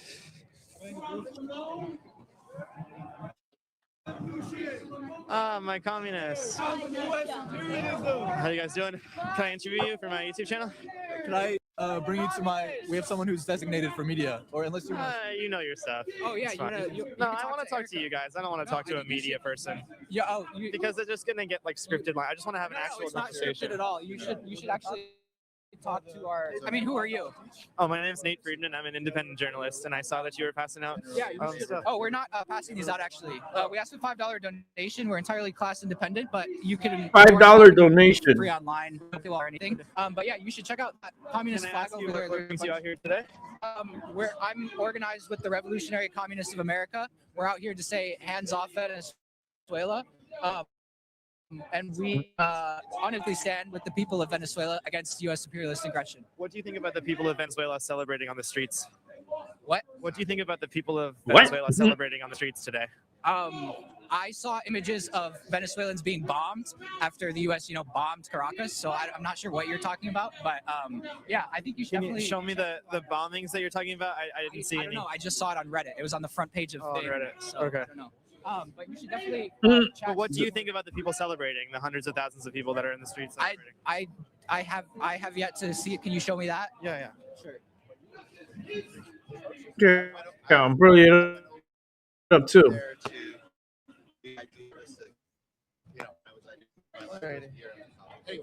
I mean, you're not gonna shoot. No, I can show it to you right now. I think we're good.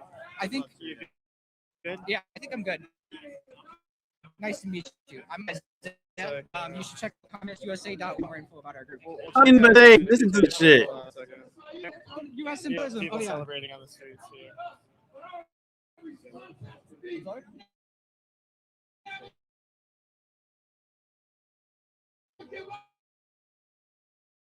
What do you think about that? I mean, the It's a U.S. fucking has no right to bomb the people of Venezuela. The U.S. Do you have a correspondent there who can ask? I'm trying to demonstrate and the U.S. This guy's an idiot. These images of everybody I don't know. You're the one showing me the video, so let me know. You're showing me the source. I don't know. I don't think it's AI because it's being published by multiple news organizations. I'm protesting U.S. intervention, I understand that. U.S. imperialism, and U.S. capitalism. Okay. The Epstein class, the class of Oh, Epstein. Listen to this shit. needs to be overthrown. The working class needs a party of its own. Party of Epstein. Party of Well, I got videos Northern Republic. of celebrations we're gonna watch. What is the party of Epstein? Democrats and the Republicans both represent the class of the United States generates all value in society, and they leech off of it. Okay, why is working class growing? Like the class party that you're talking about. I would say the working class is growing. I would say the working class is starting to show its immense. Specifically. Oh, we are growing actually. We've grown by over 100% in the last year. So 100%. I don't know where you got that information from, but what do you think about Mamdani? I think so far I'm in full support of socialism, of course. I think Mamdani's words and his actions have not matched. He's talking a lot but butting up to the representatives of the Democrats, of the Republicans, of the Epstein class. Options in front of him. He has two ways that he can try and get his program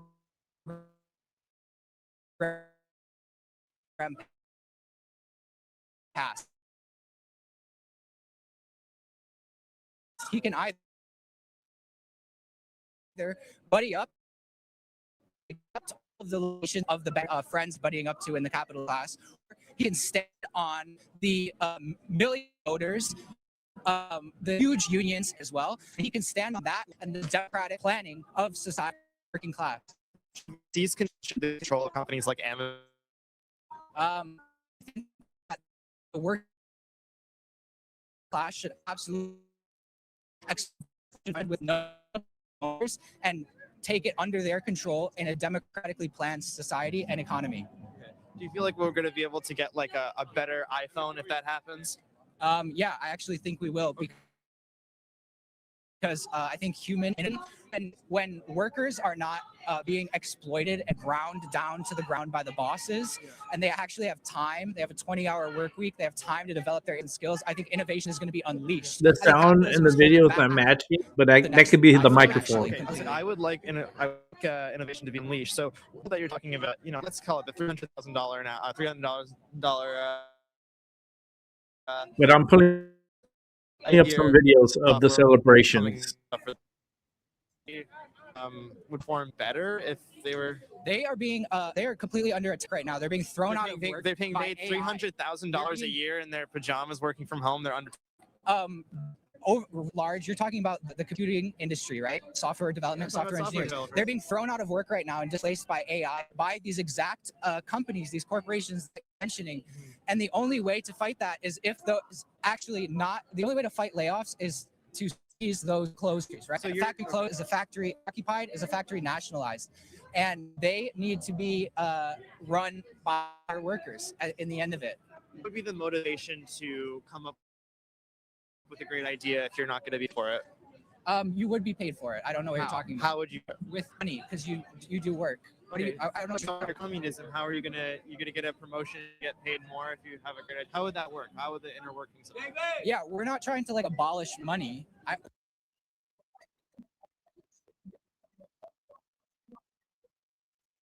So that every single person who's able has a place in work or school. Yeah, definitely. We asked $5 donation. All right, I gotta pick up my brain cells here for a second.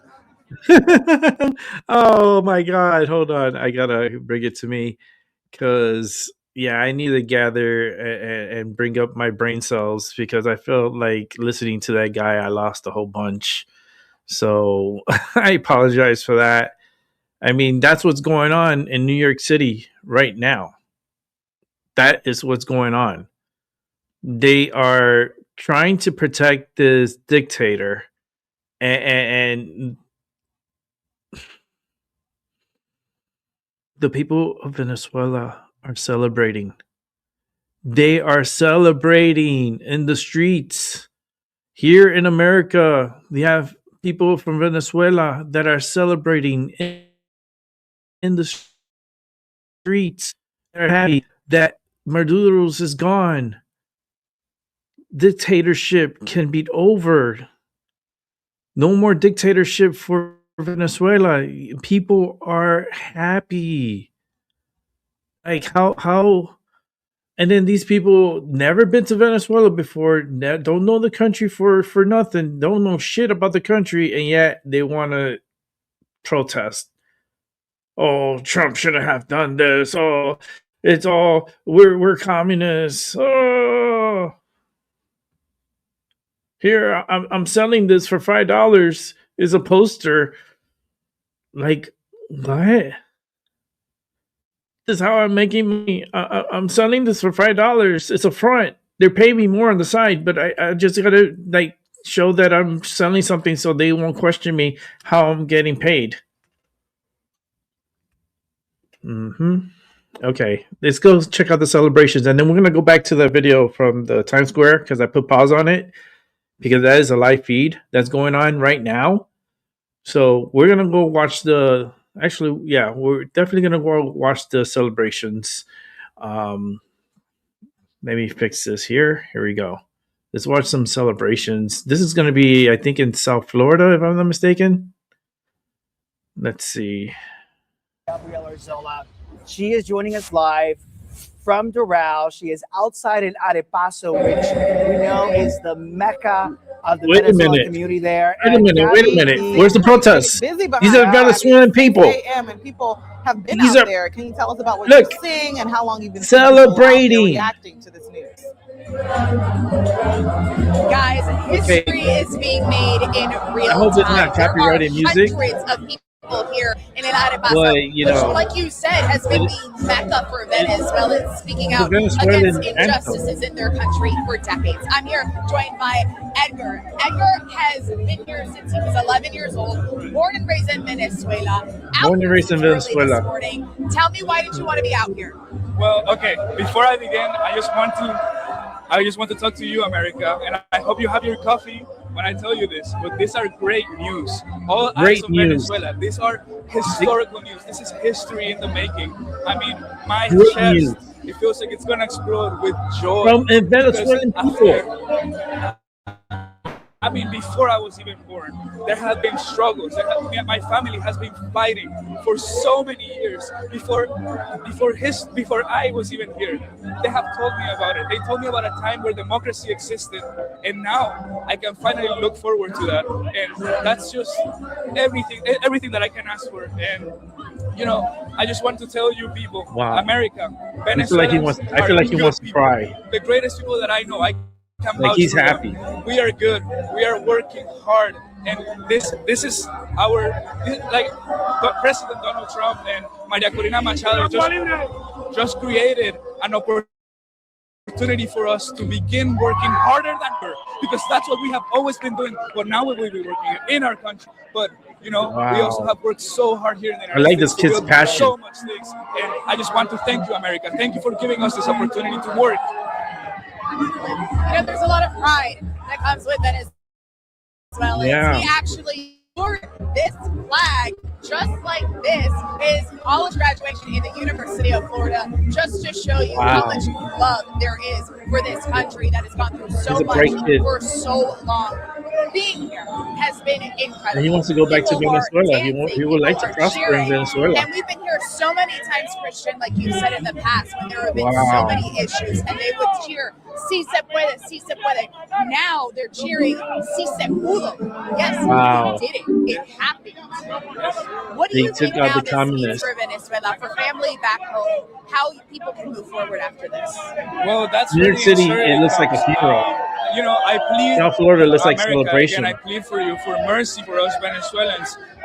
People such as me. You know, I have been here almost my whole life, almost all of my youth, and I do believe Yes, that the you future can. of Yep. Venezuelans is in Venezuela. He said puro. But I also think that some of us and some Yes, you people can. here also want to continue working here in the United States, building a beautiful nation.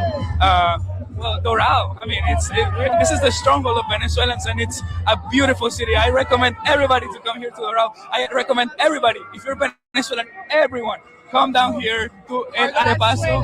Yes, yeah, come celebrate with us. We love everybody because you, America, has loved us so much, so Wow. much. Thank you, America. I feel his Thank you passion. so much for sharing those sentiments, guys. Wow. This is something that I find really I interesting. feel that passion. Everyone here, American, Venezuelan, have said they're so happy for the freedom that they experience Wow. here, and they just hope that freedom translates into their home country, Venezuela. All we've heard was freedom, freedom, freedom. Yes, we did it. Now we can continue to move forward. By no means are any of them saying now comes the part, certainly the hard parts The hard part on the is way, getting but they're saying Maduro's out. now it's finally a step in the right direction that they've all been waiting for so long. I want to give you a little bit more of a scene setter here, guys. Wow. Look, people with flags, So happy for them. hundreds of people here. People are happy, man. Cars, playing That's music, wild. everyone here dancing. Everybody It dancing. really is wonderful to see so many They are people happy. coming together. There are a lot of emotions behind Oh, this. I my mean, they're not goodness. just cheering because of what just happened today. This All right. comes from generations. Let me upon fast forward because I generations. don't want to play too much of the music.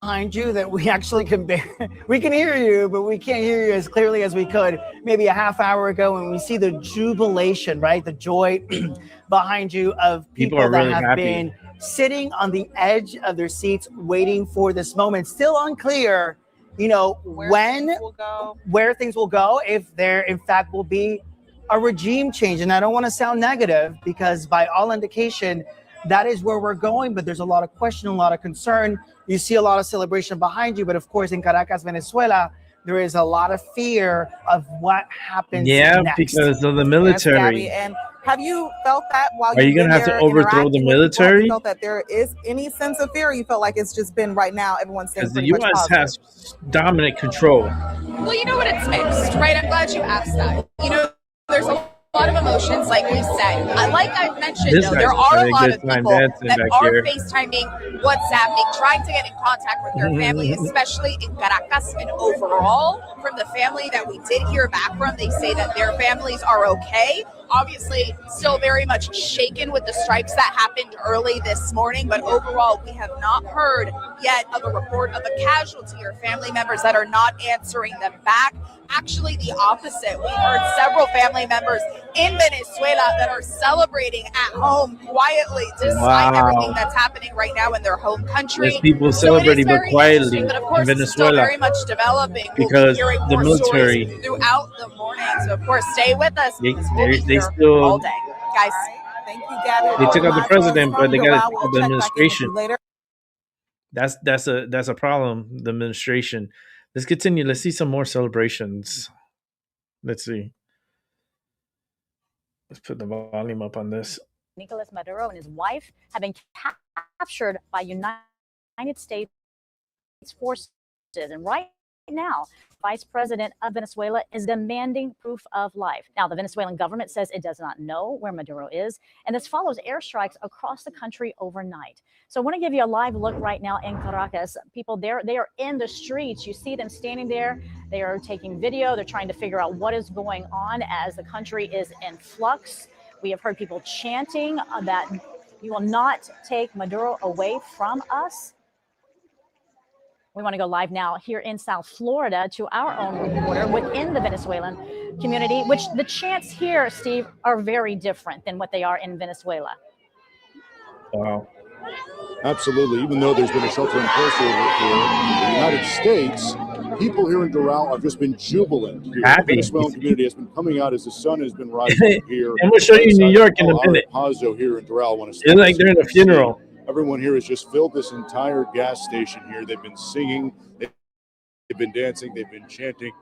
The freedom. Democrats They've been are like, singing no, the we U.S. want them to national be anthem, communists. the Venezuelan national No, anthem. For many of the you people we've can't spoken to here, this is a day that's going to go down in history for the Venezuelan community. Essentially, a liberation day for them, because many of the people here, this goes through generations. As we Everyone's talked about. happy. There are people that have had to live through the Hugo Chavez and the I'm so Nicolas happy for Maduro, and Venezuela, then with you the know? election that happened in Venezuela. And so many people here are really And their just food tastes sinking in the good fact too. that I don't. Nicolas Maduro has Have been you ever had removed from Venezuelan Venezuela, food? and they're hoping that the country can move forward and even just start that journey towards becoming more of a democracy. So here we have people a have just been Venezuelan singing, trying to keep a positive mind, thinking that right now what matters the most to them is that Nicolas Maduro has been removed from Venezuela. And again, people say this is not an act of war, but an act of freedom.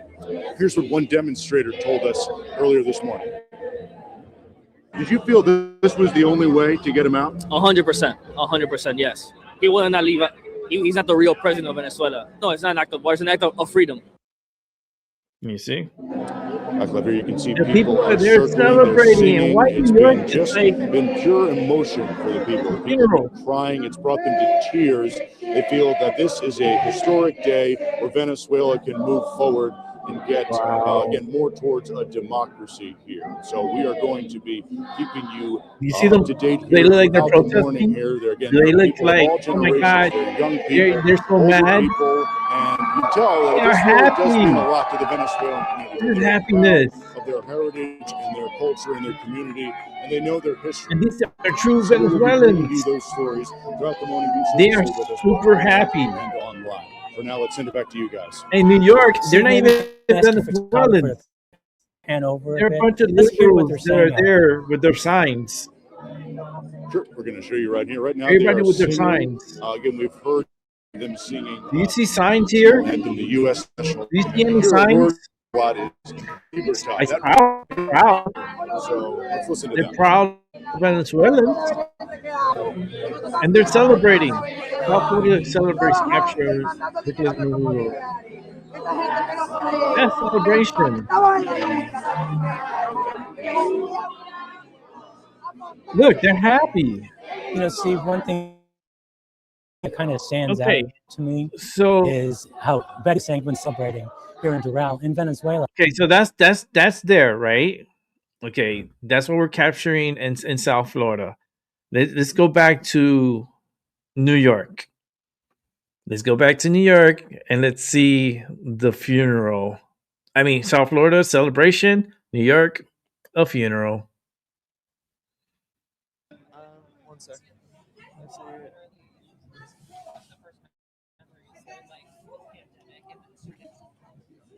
Look at this. No celebration.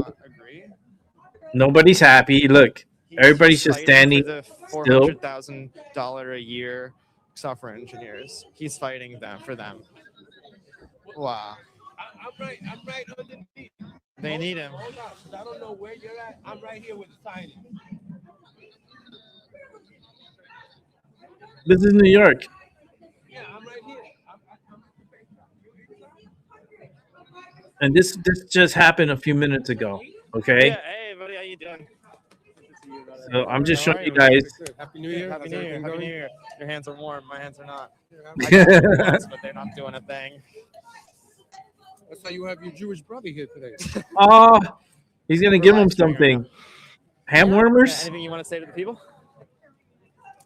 What are your thoughts on this protest? No way, he's giving him ham warmers. They're so organized. I mean, it's less than even 24 hours. They got hundreds of signs made. It's almost like they have a print shop in the back of their People's Forum over here down in the city. That being said, that if you looked at all the videos out on the internet, the people in Venezuela are happy that this is happening because now they don't have to deal with socialism and communism. But the people who are actual socialists and communists are here in America protesting against what's good for the better people in Venezuela. And that's the sad part. You know? And this is they want to turn this country into what that country is. You know, they don't want this country to be good. These people want to live in socialism and communism. How is it related to Palestine? They're talking about Palestine. How is it related to Palestine? I don't know. I mean, I'm trying to figure it out.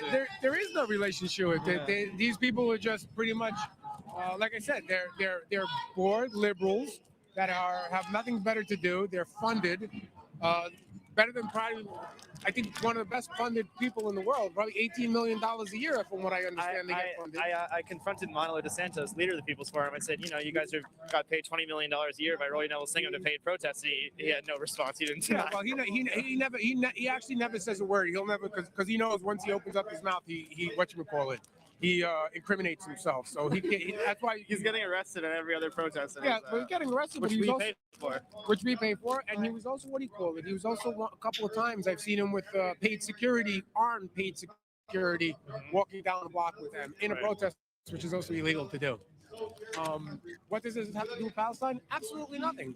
But it's the same people who protested BLM, who are protesting Gaza, protesting Venezuela, protesting anti-Trump, no kings, everything just to destroy this country. Yeah. All right, man. Well, I'll see you around then. Nice seeing you again. Nice seeing you. Wow. That's right. Huh? Are you Shirley? Am I Nick Shirley? I wish. No, I'm just Nate Friedman. This is Shirley. That's Nick Friedman right here, boy. Nick's a friend, though. Nice to meet you. Nice to meet you, too. Nick's a fellow you. All right, let's go this way. He's like, Nick Shirley. He's like, I wish. All right, so as he's going around, okay, this is still live. It's still like all this is. We're gonna watch all this, but I want to go back to South Florida.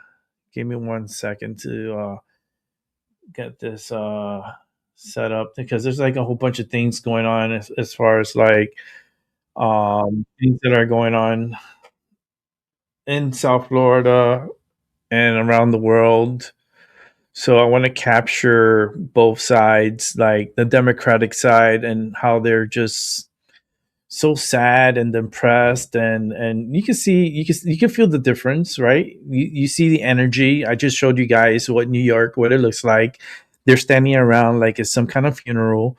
Like it's very depressing. It's very like bitter against Trump. Oh, we're gonna get Trump. Trump is doing this and he's doing bad, and none of them are Venezuelans. They're all white and non-American protesters there, right?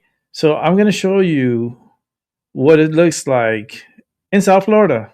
Here we go. I spoke to a friend this morning who said those who are opposed to Nicolas Maduro, they're staying inside. Do they they're look scared. like Talk they're about the difference of protesting, that how they're it is mad, in there. that they're super mad? That's a very good point, Ted. And what we heard from other people today is that they're so glad that they can celebrate here in the United States. They, of course, know that with Maduro being removed potentially from power here, there could be some chaos down in Venezuela, some crises. So for here, they're glad that they're in the United States. They can celebrate and let their voices be heard freely. So again, that really shows the disconnect. Down in Venezuela, this probably wouldn't be as acceptable. Look at the happiness. In the United States, they are able to exercise the First Amendment rights. And so New York is they believe it's a really historic and joyous day for them. The funniest thing is that none of them are Venezuelans, and they're talking about some of that sound communism play out for us as and how here. they And Doral and Steve, as we're watching this, like yeah, very good point funeral. there. It's very different what is happening here in the United States as opposed to what is occurring in Venezuela. People are in the streets in both countries, yet it's a very different feeling because the U.S. has stated that any Americans in Venezuela should be sheltering in place due to all the you see, things that have occurred the overnight, Americans in including the Venezuela removal of shelter in Nicolas place. Maduro from Venezuela. Of course, we will be checking in with you, Steve, and we will be hearing from those I on the wouldn't ground as shelter well. in place. We I want would to go hear more to about maybe a not only friend's the house celebration, and about shelter what they there, think what because this you don't want means them to going go straight to your forward place because they as know well. where So you're we'll be at. checking in with you live throughout the morning. Stay with a Venezuelan friend. I think it'd be a better idea than sheltering in place. But you see the difference on both sides.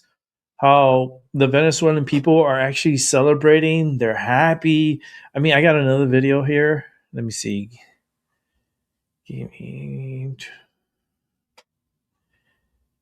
I got actually a few, but I have one from inside Venezuela and around the country. So, but first things first. Let's see here.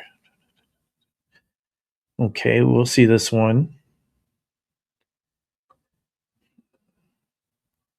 And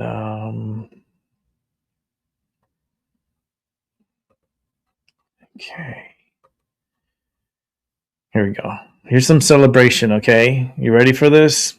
And then after we see part of it, I'm going to pause it and then we're going to go to New York. And then I want you to compare both. And then you tell me in the chat how you're feeling. Like what do you feel that's coming from New York compared to what's coming around Florida, and how people are celebrating in Florida and then people in New York are like mourning like it's a funeral. Like they're in mourning. Like they're all standing around like with their hands in their pockets and they're just like standing like a bunch of sardines, while people in South Florida are fucking celebrating and happiness, and I don't understand. Okay, so look at the celebration here. This is coming from Local 10 News. I used to watch them a lot down in South Florida. Here we go. the wild scene we've been witnessing all morning outside of El Arepaso and Doral. Yeah, so many people showing support for Venezuela. This after the capture of Nicolas Maduro. We do have Los Angelina Sperto live with more. Hey, Jolina. Hi, I think you guys can hear me. Let me tell you something. There is a math dance party going on behind me. I just want you to take a look at it. I almost got caught in the middle of it, but I wanted to show you guys instead, so I stepped outside. But look at this pool of Venezuelan flags. I mean, just erupted singing and dancing. There is so much emotion in this, mostly happy, but of course, it's a mix of emotions. It's been scary. It's been scary. And Yeah, because they're all paid actors, Terry. You know that, Terry. They're all paid fucking actors. New York is like, it's a communist, like, it's a communist city, right? Like, I don't understand how you let this happen in America. Like, I don't understand how that's I want to possible. introduce you to someone, 16-year-old Emily Tovar. But look at the Venezuelan tell people. me a little bit about They're happy. what it's been like. You have not Look. slept, have you? Yes, bro. Oh my God. Like, you don't understand like, the feeling that I have right now. Because I haven't been there in so long. I really miss being there. I miss my family. I want to see them.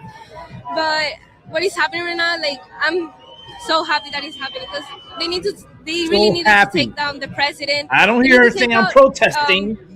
Padrino. I hate Trump. That's I Vladimir. want And to also, impeach Trump. Diosdado, And they you need don't to hear take that him from down. the Those Venezuelan two are the people. ones who we need to take them down right now. How long have you been here this week? 8 years. I've been living He's here been there 8 for years. 8 years. And how long have you been here this morning? This morning, celebrating. oh my God, probably like 7 a.m., 6 a.m. in the morning Wow. until She's I been don't there know. from 6, 7 in the morning. Worth the night of no sleep after hearing all the news and Look being at able this. to celebrate what you're There's able to a- Yes, yeah, I was people are going to happy. sleep and then I saw the news and I woke up my parents like I And they're was so celebrating at a gas because station. of my family that they're living there. And my parents were like super scared. They were calling Yeah, my they're family praising and all Trump. that They stuff. love But thank Trump. God they're good. You understand the They're in a Venezuelan safe people place right are now, so and fucking hopefully ecstatic. everything goes well. Look, they're in the future. dancing. Yeah, thank God. And if I wasn't bothering Look, you talking to me they're right now, would you be celebrating. at that dance party? Probably. Look at this. I'm gonna let you get back to that dance party, all right? Because I just don't want to keep you too long. It's a You've been dance waiting party. to tell us A how everything has celebration. been. Thank you so much. And I just want to show you guys again what's going on because so much is happening here at El Arapazo. Just look at everybody. They are so happy. I've never seen such a sea of Venezuelan flags, all different types of flags. I mean, it is a Even a beautiful Cuban atmosphere flag. out here right now. And Even a we're Cuban going to be flag. here. We're going to stay here. We're going to let you know how the party is going. I have seen dogs dressed Look, they're all up in their happy. flag pride outfits. I have seen costumes Did you see any celebrating Venezuelan liberty. flag So we're going to be here. But let me waving tell you something. If in you're New York not City? here, you're definitely missing a good Only that party. one guy. Send it back to you guys. That Well, was certainly clapping a down for the party people that were that protesting there. follows so much desperation, so Look at much the sadness, years and years of the Look at the Venezuelan smile. cause, the epicenter of all of that right Venezuelan there lady here that's outside of been El here for 8 years. Look Arepaso, at her an smile. epic moment of joy for She is so many so of these people, happy. but still a lot of Look, the questions, Venezuelan people are a lot of happy. concerns ahead, but in this moment right now, Now, this is where we're going to go to. We're going to go to the depressing state of New York. We're going to New York City. Here we go. You ready for this shit? The funeral. All right, scrolling a little bit. Okay, we actually got some more people here. All right, yeah, you can pan there. Oh, we got resistfascism.org here too. That's all this is.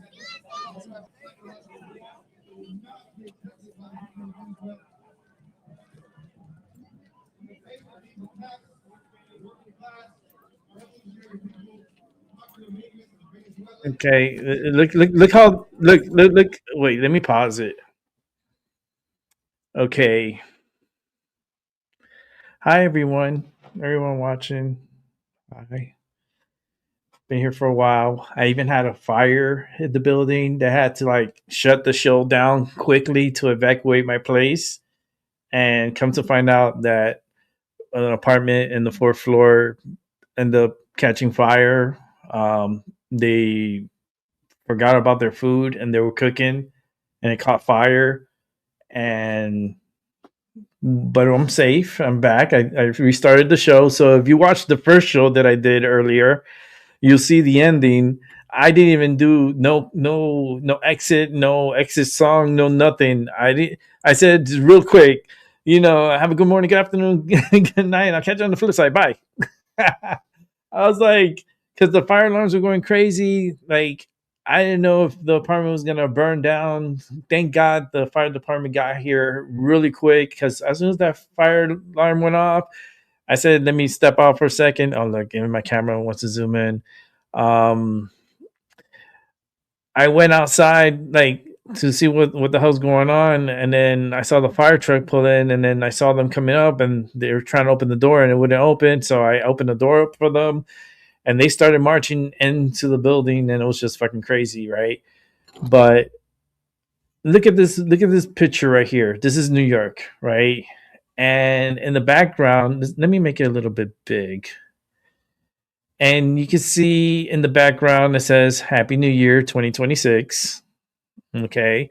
You see a sign here, it says no war on Venezuela. You got I don't know what the hell this says here. Something about Trump. You see a lot of people just like sardines. The hypnotized. All the people that are like under hypnosis. This one's here smoking. I don't know what he's smoking. But like you're gonna see, I'm gonna hit play and we're gonna watch this for a little bit, and then we're gonna go back to South Florida and we're gonna see the party over here. Okay, we're gonna see a little video coming out of the Sky 10 News over down. This is local 10 News down in South Florida. But let's bring it back to New York City, where it's very depressing. The communist state has gone down. Maduro is no longer the god president of Venezuela. What shall we do? Let's go to the streets and protest. Let's protest and say our displeasures out loud. That's what's going on in New York City.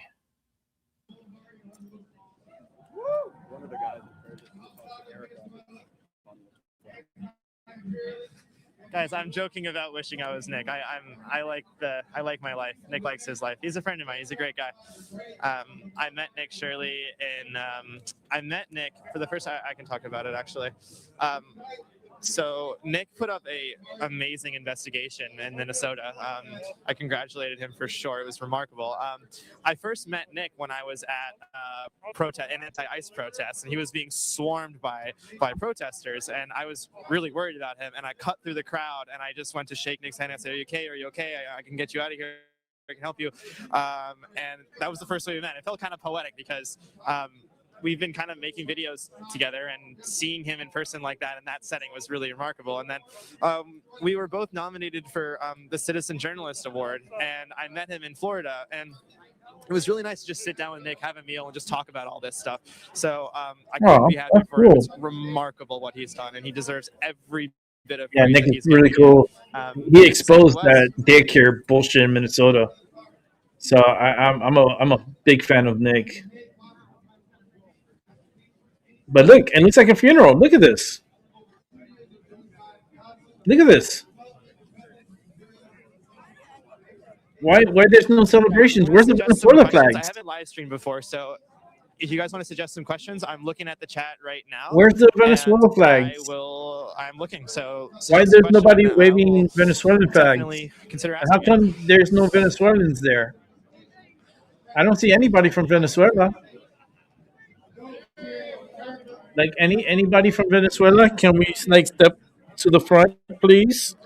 If you're from Venezuela, can you please step to the front? Ask, what do they do for work? Okay. No, I would ask if they sit down when they Venezuelan here. I feel like that would be a good question to ask at the end of the interview. Don't know It doesn't look like none of them are Venezuelans. So this is the funeral. Oh, it's the flag. Okay.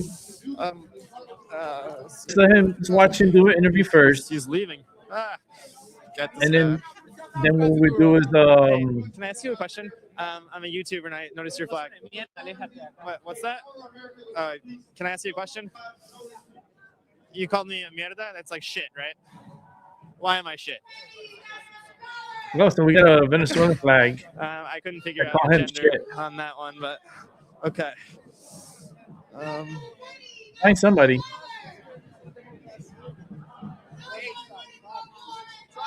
I tried, man. I tried. Oh, you hear the Palestine chant?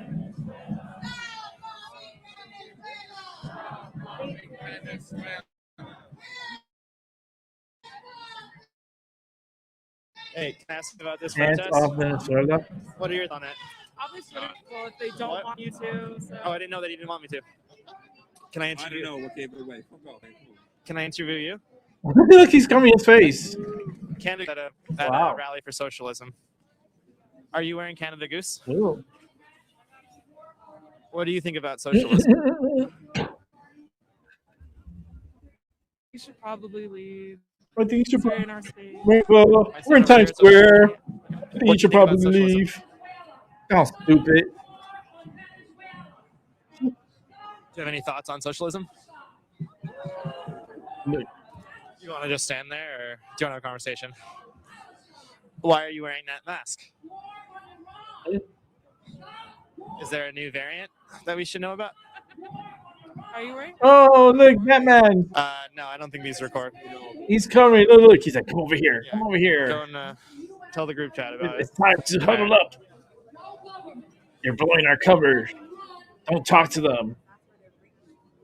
Look, and you know, it's the same people from the Black Lives Matter, from all the riots that went down, not really riots, but the protesting that went down over the summer. And now we got this little skirmish because they took out Maduro as the president of Venezuela, but then look at this. Wearing Canada Goose at a socialism protest is pretty amazing. Yeah, it's crazy, right? Now we're gonna go jump over to South Florida, where it's more upbeat, and it's like, come on, let's bring the party. I want a party. We have Local 10's Gabrielle I Arzola wanna live party. at Paso and Doral. Gabby, it looks like New things York. have not slowed down there at all. That's the big difference. The real Venezuelans are happy. It is turned into a The block party. communists Versailles, are where the Cuban very people in upset. Arepaso is where the Venezuelans are. And if you want to capture the Venezuelan spirit, take a look. I want We to join the have party. a drummer in the middle of a Chevron parking lot. An absolute Give me dance a party Venezuela happening flag. here. You know, the president said just a few moments on the ago, road he said where I he live. wanted to return I'm gonna go have some Venezuela meals with there. peace, with safety, Celebrate. and with justice. And those words are They even have Cuban flags. very Look at that. right Look here. at they're dancing. Everyone here so happy to be in this country. They even and got really live- hear the freedom that's in the United They got States. music. They in got their home live country, Venezuela, performances. talking to people. Look, There that's a have live been performance. lots of tears, but overall a sense of joy here, a sense that finally they say the country is taking a Wow. step in the right direction. to hopefully get Opposing that the peace, that safety, and true. that justice they have See? been wanting for so long, guys. You know, you make a really important point. You know, Versailles is where the Cubans go, and Arepaso is where Venezuelans go. But the thing about this moment is so extraordinary. Long There's live been so much Venezuela. hope from the Venezuelan community here that this would happen. There has been, Celebration. arguably even more hope New York City. from the diaspora of Cuba here in Miami, the Cuban community, that something like this could happen. And I bet you so many people, so many Cubans are feeling in this moment that is a very real possibility and asking I know a themselves, couple of them out could here. this happen to Cuba next? Have you had any of those conversations with folks? Venezuelan restaurant. Yep, I do have. 110% Christian. The other flag that's being waved here, other than a Venezuelan flag, is a Cuban flag. There have been so many Cubans here rallying alongside their brothers and sisters from Venezuela, and they say, maybe now we could be next. Certainly a wonderful sentiment and propelling that hope. Yeah. All of them have now been fulfilled today. And of course, President Trump talking about Cuba briefly as well. So of course, we will be staying on standby to see what the president does next. But overall, everyone here is just filled with loads of hope, not just for their home country, Venezuela, but also other countries, like you said, like Cuba. Guys. And Gabby, we can see those Cuban flags being waved right right behind you, back by the doors and the entrance of El Arepaso in the shade. If you look very closely, this is a moment where we are seeing generations come together outside of El Arepaso. Gabby, you have been speaking to the young and maybe some of the old, some of the folks that lived in Venezuela, lived through a difficult regime. You spoke to a young man earlier this morning, and he said, I've heard the stories. Do you remember what he said to you? He heard the stories because he was raised on those stories. Walking around here, you have generations upon generations of Venezuelans here, from babies, infants even, to grandparents and great-grandparents, all with stories very much with the sentiments of this. They're saying libertad, liberty. And finally, they're now starting to feel a little bit of that with what's happened today. And he also said, too, because of that liberty, he's so happy to be an American. The moment that he came here a few years ago, he said, the moment that I felt that freedom, I knew that this is something that I wanted for my country, which is why he's so thankful to be an American, and which is why all the people around here are rallying together, hoping that the freedom we experience here would also mirror back home in Venezuela. Gabby, thank you so much for your reporting. You've been there since before the sun came up, collecting all of this reaction for us.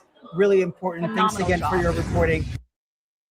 That is, you see the celebration, right? So let's go back to the depression. I'm just gonna go back and forth on this because this is like, I want to prove to y'all how ridiculous this is in New York City.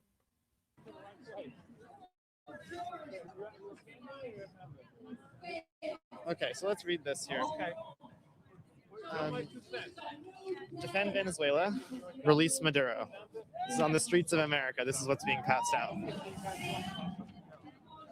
They have all this typed up. This is about the International Communist League. We'll look into who's behind this. They put this together pretty fast. Kudos. Maybe ChatGPT was involved. Hi. Sorry to interrupt. Can I ask you a question? Oh, okay. Wow. Nice to see you again. You're the only one who's really been willing to talk. It's interesting. So thank you again.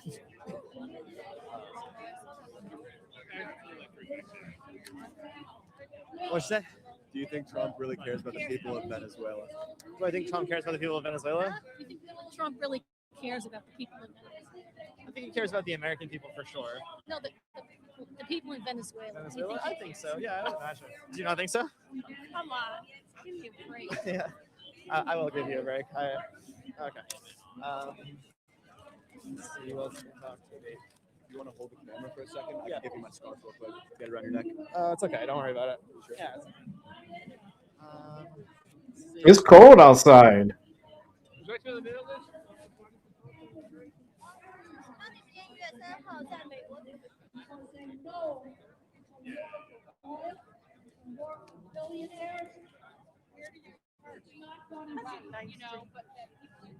Oh, we have more communists here. Are you a communist? Then get organized. All right. How much are the newspapers? $5. $5. Okay. Oh, this is a. You can take a sticker if you want. Yeah. There's a sticker that says "Expropriate the Billionaires" with Julie. So, with Luigi, hi, how you doing? With Luigi on the is this saying like kill the billionaires or? No, it's very clearly saying expropriate. But it's a picture of Luigi on it. Yeah, because a lot of people only support what Luigi did because there's a real anger against the billionaires, and so we're saying This is fucking crazy. Just You see this shit? Instead, we need to expropriate their wealth and Look put at it to much this. better use. So you don't think there's Killing like them won't do you anything. don't think this doesn't imply anything by having him on it? No, I think it's tapping into a mood that already exists. We did not create that. We did not create the support for Luigi. We're saying What? We're saying do something different with that. You did not create it, but you guys are marketing it, right? Well, I'll hold on to it. You're marketing it, but you didn't create it. Okay. All right. That totally makes sense, right? Where are you guys from? I'm from Boston originally, but Are you like what do you with? Is this a YouTube channel? yeah. What channel? Nate Friedman. Nate Friedman. Yeah. So obviously, I heard from another group of communists over there that it's been growing about 100%. What do you credit the growth of the Communist Party to in the United States? Why is it growing?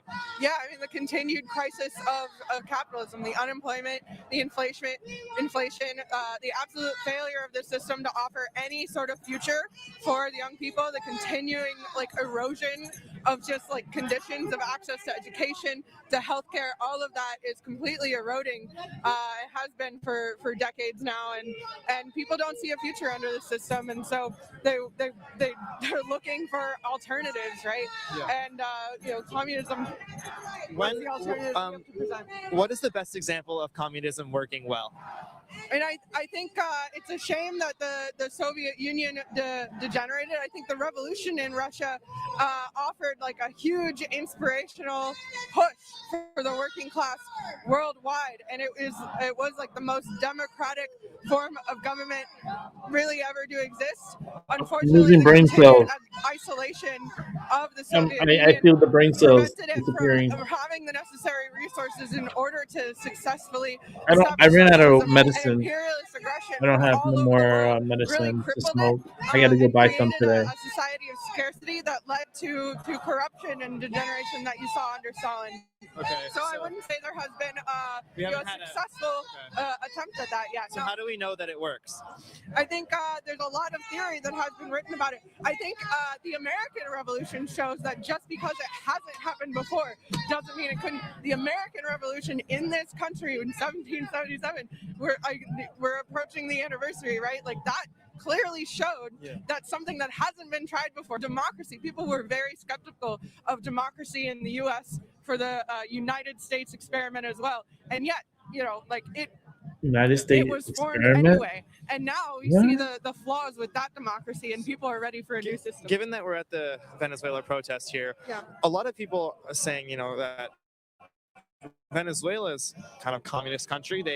That didn't work out too great for them. That's what they're saying. That 84% of the Venezuelans in poverty and there's food They shortages. still have private industry. They still have capitalism, and they have a capitalism that is completely dominated by U.S. imperialism and by other imperialist powers.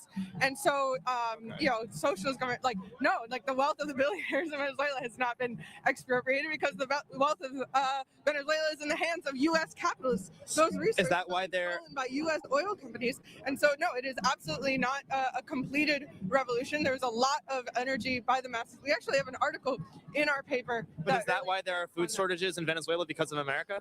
I think it's to a number of reasons. I think it is mismanagement of resources in Venezuela, but primarily it is from attacks from imperialist powers like the U.S. Okay. So for the last 10, 20 years before now, we've been attacking Venezuela? There have been embargoes Listen to how this person talks. It's like in the Caribbean of U.S. it seems like it's like a script. Just deciding to take that for as U.S. property. This Venezuelan So if we let that in, there wouldn't be food shortages and shit like that. I'm trying to figure out how can communism fix this situation in Venezuela? I think it would put the working class in power. I think that the working class of Venezuela should be able to decide, first of all, who their president is, and that is why we're out here Do you need a today. leader, It is though? against the kidnapping of the president of Venezuela. That is the act we are protesting today. It's not about the Venezuelan regime. Whether you are for or against them, you should be in favor of democracy, right? You should be in favor of a people. Give us the rundown about the democracy shit. Maduro cheated on this. We're out here today. It's not about whether you support Maduro or Sure. not. It's not about whether you support Trump or not. Sure. It is about whether you support democracy, and that is why we're out here. What It's not democracy? about What? the time to be critical or not of Are you Maduro. kidding It me? is about So that's what you're using democracy? one country should kidnap the president of another She country. thinks she's making Are you a sense. student? No, I'm I'm a little older than that. I didn't know. I was just getting to know you. Okay, cool. Yeah. All right. Well, how are you recruiting people for this Communist Party? What are the strategies that you've been doing? I mean, all we're doing is talking to them about the issues they care about, and we're telling the truth about the system. I think people see the politicians. $5 and for they a piece see of all paper? lies. Trump made a lot of promises to improve the economy. And he about a made lot of ripoff? promises about ending all wars. And You're yet talking here about you're bombing communism? another country. And you're selling we're that just piece of pointing paper out for the truth. We're $5? just pointing out what's going on, and we're pointing out that there are there is another way forward. You know, we have enough resources for healthcare, for education, for all of that. And if the resources What that are has to under control do of the working with class, we Venezuela? can absolutely make that happen. We can implement a lot of this stuff. You know, tomorrow we could end homelessness. We could end hunger in this Yeah, we country, can end the it. We richest country in stop the world. Has the you know, people millions with of the children fraud dying hungry. and You know, what kind of illegals in sense this does that country system make? and Because send we're out here them back telling to the their truth, homes. I think that attracts a lot of people. Okay. Great. My name's Nate. Thank you. This is actually a pleasure. Thank you. Is this condoning? No. Killing people? I answered that question already. Okay, extradite the billionaires. That's what we're thinking. Expropriate.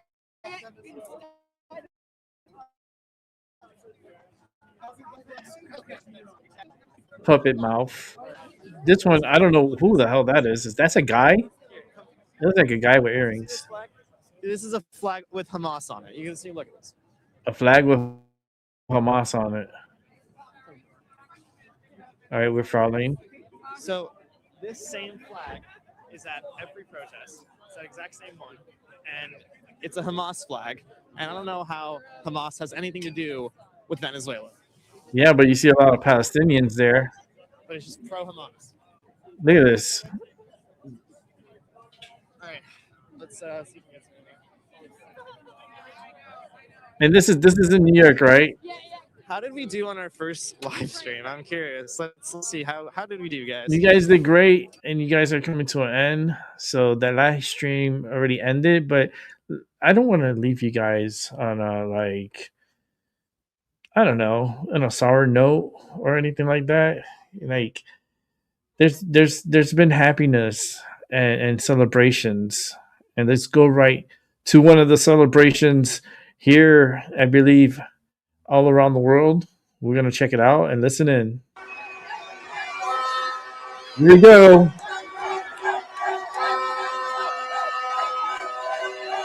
And I believe this is within Venezuela.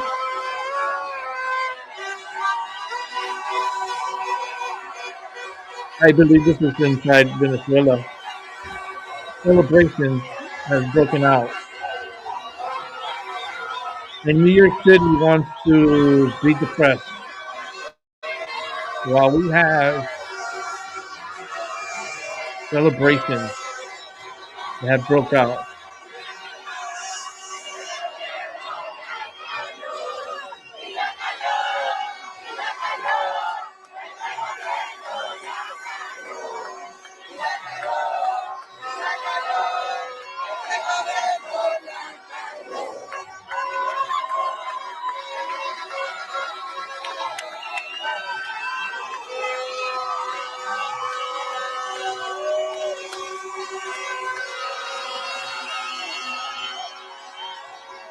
Listen to this.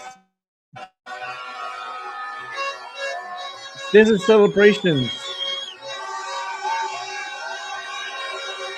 This is liberty. This is their freedom. This is their independence. This is their Independence Day. The removal of a dominant dictator removed from Venezuela. And this is the beginning of hope in Venezuela. And it's look at this, it's celebration.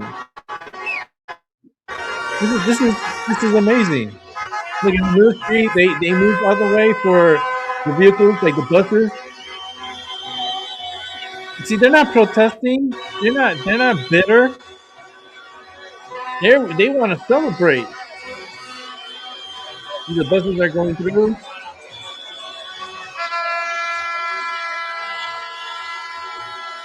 And this is inside Venezuela. Let me see.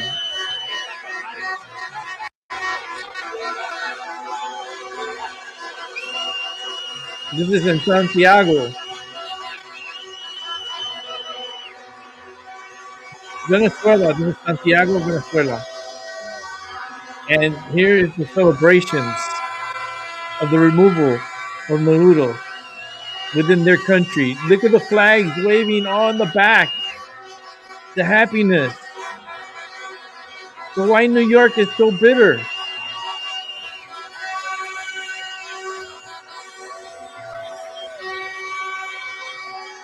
They're blowing those horns.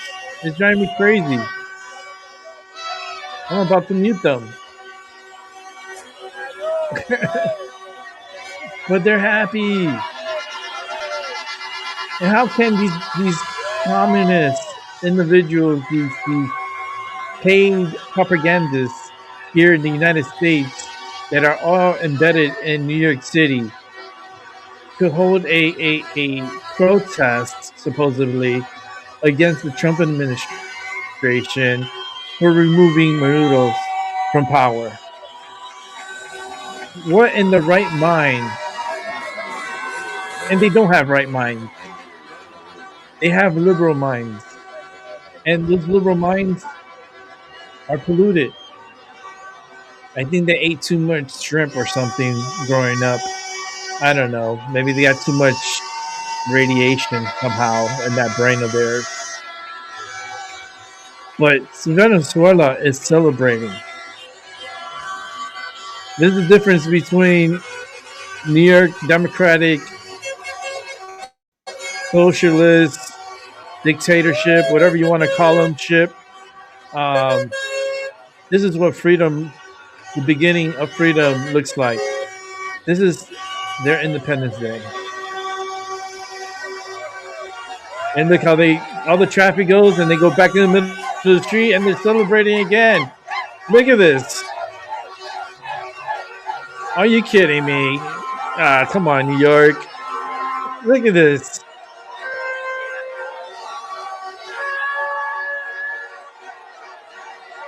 Man, congratulations, Venezuela. I really would like for their country to be normalized again. And the glory of Venezuela, make Venezuela great again.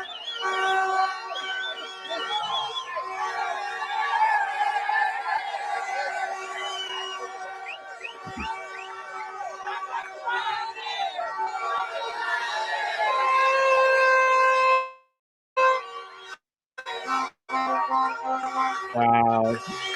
Listen to that. That could go 3 minutes of this. Let me put this on silent because that horn would drive me crazy.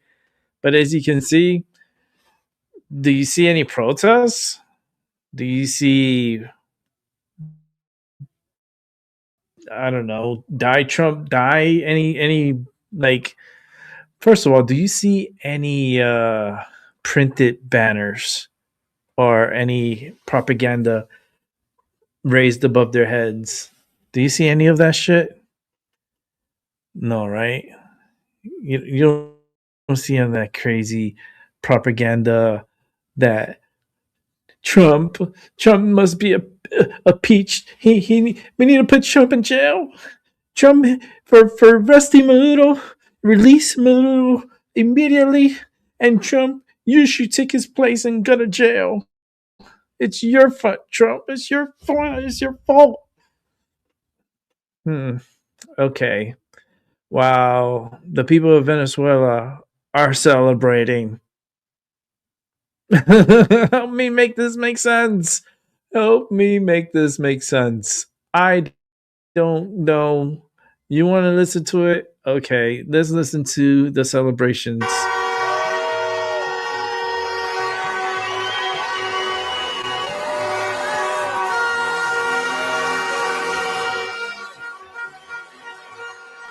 Right, January 3rd, 2026 is Venezuela Independence Day. Also in Florida. Yeah, this would be the Independence Day. The greatest day in history that they will love Trump in the future.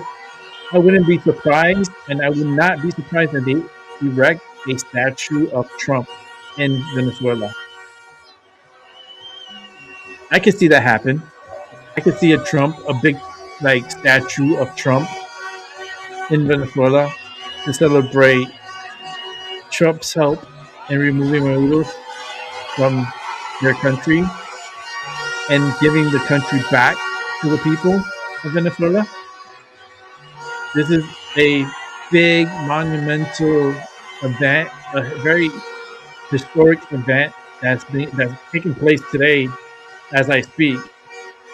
And this is just pure beauty. This is all beauty. This is. I'm so happy for them.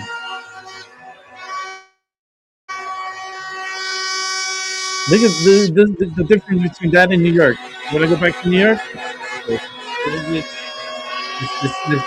need the break from the horns, right? Oh my God, they know how to celebrate. Woo! Woo! I need a pause. Hold on. I need a pause. Woo! That celebration and that sound. Oh my goodness. Does that sound like they want their president back? Do they hear anybody saying they want their president back? Like, do you see any signs that says "Bring back Maduro's, free Maduro's"? Do you see any of that? Nope. You saw a lot of pride. You saw a lot of Venezuelan flags flying. A lot of like confetti and water and a whole bunch of stuff being thrown in the air in celebration. Like, that is beauty. That is so beautiful. Now let's go to New York here. Let's let me set this up here. We're gonna go back to New York and let's see this. And abduct a president of another state. I mean, and bomb a country with no reason whatsoever. What do you say to the folks that say it's illegal to send over thousands of pounds of fentanyl to kill Americans? Hey. Hey. What's up? Who's this guy? No, thank you. Oh, you're talking to the person I'm interviewing, so I just thought you wanted to be involved. No comment. No comment? So what brings you? Are you both? Yeah, we're together. We're not. We're not? I'm with one of the protests. You're one of the protest organizers. So how do you feel about him telling you not to speak? Isn't that kind of weird? I'm with Code Pink. You know Code Pink? You're with Code Pink? Oh, we love Code Pink. Yeah. Okay. We love Code Pink. So, all right, other than the fact that it was illegal, anything else that you dislike about it? Can I speak? Look at this guy. Interrupted. Who is this guy? Okay. Exactly. See, that's weird behavior. See, I like that. We're having a nice conversation. So, other than the Julie, what's up, Julie? Good to see you again. So, other than the fact that it was illegal, anything else that you dislike about it? It doesn't come from Venezuela. Oh, it doesn't? No. Where does it come from? Most from China and smuggled in by Americans. So it's not a Venezuelan problem. I mean, what do you say to the folks that, they see that Tren de Aragua is getting arrested, that they're operating out of migrant shelters, and they have drugs that are killing American citizens? What do you say to That was super weird that the guy tried to stop him from speaking. Yeah, of course, there's gangs from Try to suppress his free speech. in the world. It's not a Venezuelan thing. Do you think that Tren de Aragua operates in the United States? No. No? Interesting. And how are you so sure about that? There's a very small, tiny group that operated within Venezuela. Not this might be some here. I mean, I don't deny that. Yeah. Oh, Look, another guy. Look. We're having a conversation. How many guys? Let's bring everybody out. Okay, can we keep speaking? Can we keep speaking? Because you're actually really nice, and it's nice to get to know you. So listen, he's trustworthy. What makes him trustworthy? What makes him trustworthy? No. Julie, Look how they swarm. Look how they swarm to get him out to talk. Wow! Look at this! Look at this! At protests, Julie. Look at this! Look how they block him in! Look! They're all gathered together. Julie, you're running away from me. Look! My name's not Nathan. My name is not Nathan. Julie, tell me, why are you getting arrested all the time? What are you doing? Can you tell me? Nathan, I'm not going to talk to you, Nathan. You're not going to talk to me? You need to leave people alone. I'm not going to talk to you, Nathan. Who are you? What's up You with need to leave people Look! alone. Back off. Look! She doesn't want to talk to you. Okay, as she continues to talk to me, she doesn't want to talk to me? Julie, here? Wow! Right. You see how these people are? That's why I don't want to go to New York City. This is not safe in American streets. I don't know. What do you guys You're not allowed to see free speech. What the chat is saying. Can I see? Sure. You saw that shit? Hold on. Look at the sign that says here: "Arrest Trump." Arrest Trump for what? Arrest Trump for what? For this? This is what you want to arrest Trump? Yeah. This is what you want to arrest Trump? Okay, hold on. We're gonna arrest Trump because the people in Venezuela are celebrating too much, and we cannot have this because this is a goddamn democracy. This is democracy. Look, celebrations again. Hey, look, hey. I'm gonna celebrate too. That means their flag. Oh my goodness, everybody. This is all coming from Venezuela. Celebrations. Let me make that make sense. New York City, you're stupid. You always be stupid.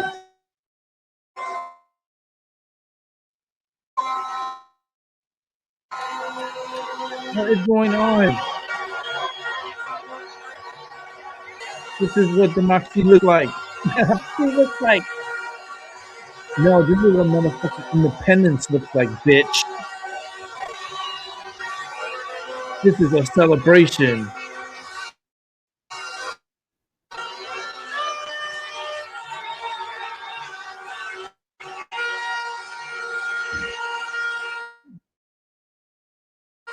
People are happy. People are happy. I'm happy for the Venezuelans, man. They deserve a chance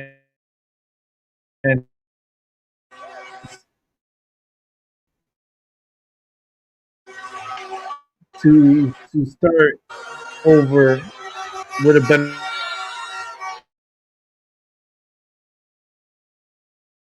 We have celebrations and people celebrating in Venezuela. This just proves to me the Democrats are full of fucking shit.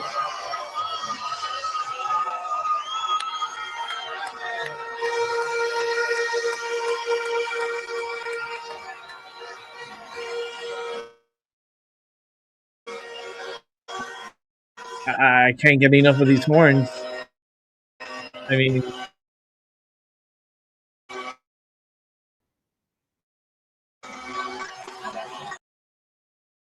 that's so positive. That's such. Yeah.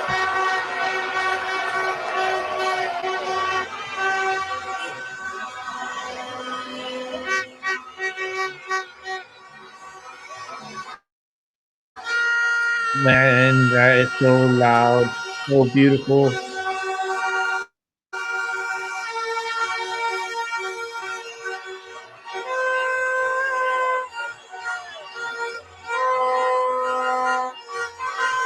I could watch this all day. I could listen to this all day, but I don't have all day. So we're gonna bring it back to me here, and we'll watch a couple of more little celebrations, and then we'll start wrapping it up. That way, let's see what's going on here. Can I see what the hell is going on my side? Here we go. Make sure I get this in order here. Let me just set it up. It's just amazing how this world, how certain people in this world act and how they're brainwashed and how they go around and telling people, "Shh, you can't speak. Don't talk to them. Don't talk to the media." Like and suppress people's speech. And they want to speak. They want to have their voice heard. But then you have others that are trying to like control you and belittle you and make you not be able to speak. Like, when the fuck did that started? Like, when that happened? Oh, I wish I would have been in New York for that shit. That's like, oh, hell to the fuck no. You're gonna take your and go somewhere else, motherfucker. Don't start with me with that shit. I don't play those games. Try to silence me. You motherfucking crazy.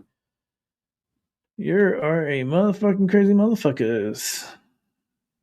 Let me see here. Okay, here we go. This is the one I want to see. So let's see this one here. Of course, the audio doesn't work because it's fucking StreamYard. Doesn't surprise me. Here we go. Live for us in South Florida. And George, I think we have you. I know it's a little bit loud where you are. We have spoken with Jesse Kirsch. We've spoken with you. I know that you're in the thick of it there as you have Venezuelans gathering now, many of them celebrating the removal of Nicolas Maduro.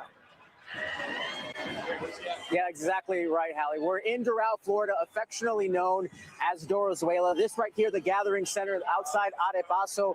Crowds have been coming and going. This party showing no signs of slowing down. Every so often, the music will pick up. You'll hear horns honking, people in support, the flags of Venezuela flying here across the crowd. Moments ago, the crowd chanting in Spanish, the government is over, the government has fallen. That's, again, just a number of chants that we have been hearing about freedom, liberty.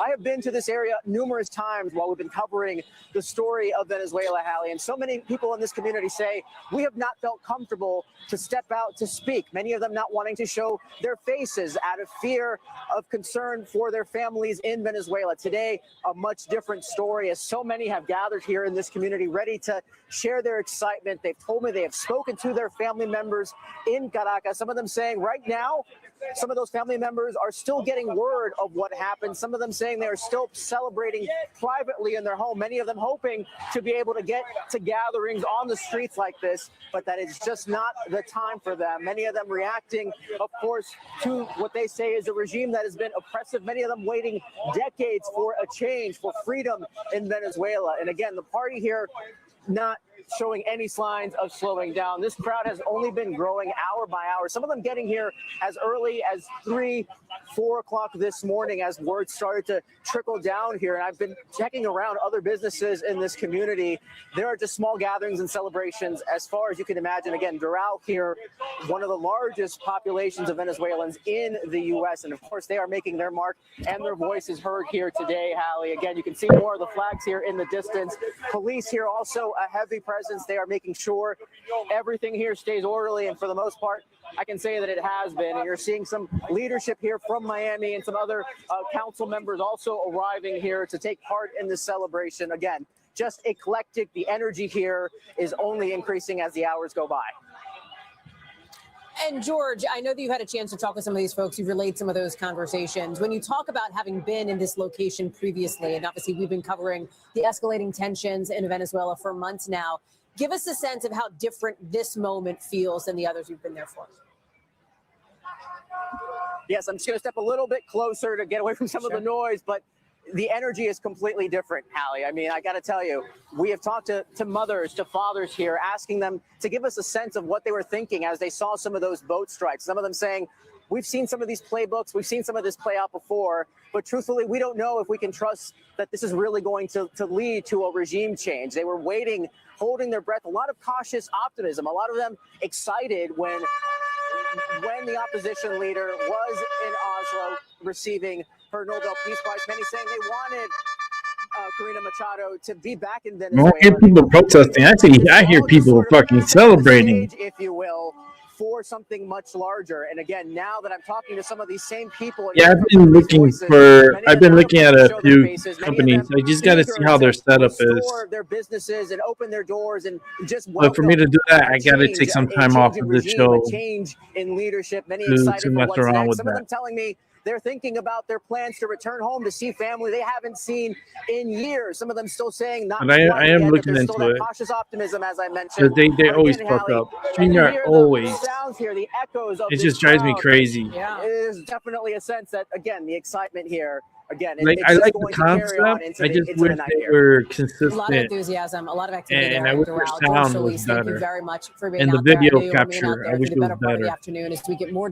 We thank you for watching, and remember, stay updated on So breaking you see news all and top the stories on the celebrations that are happening all around.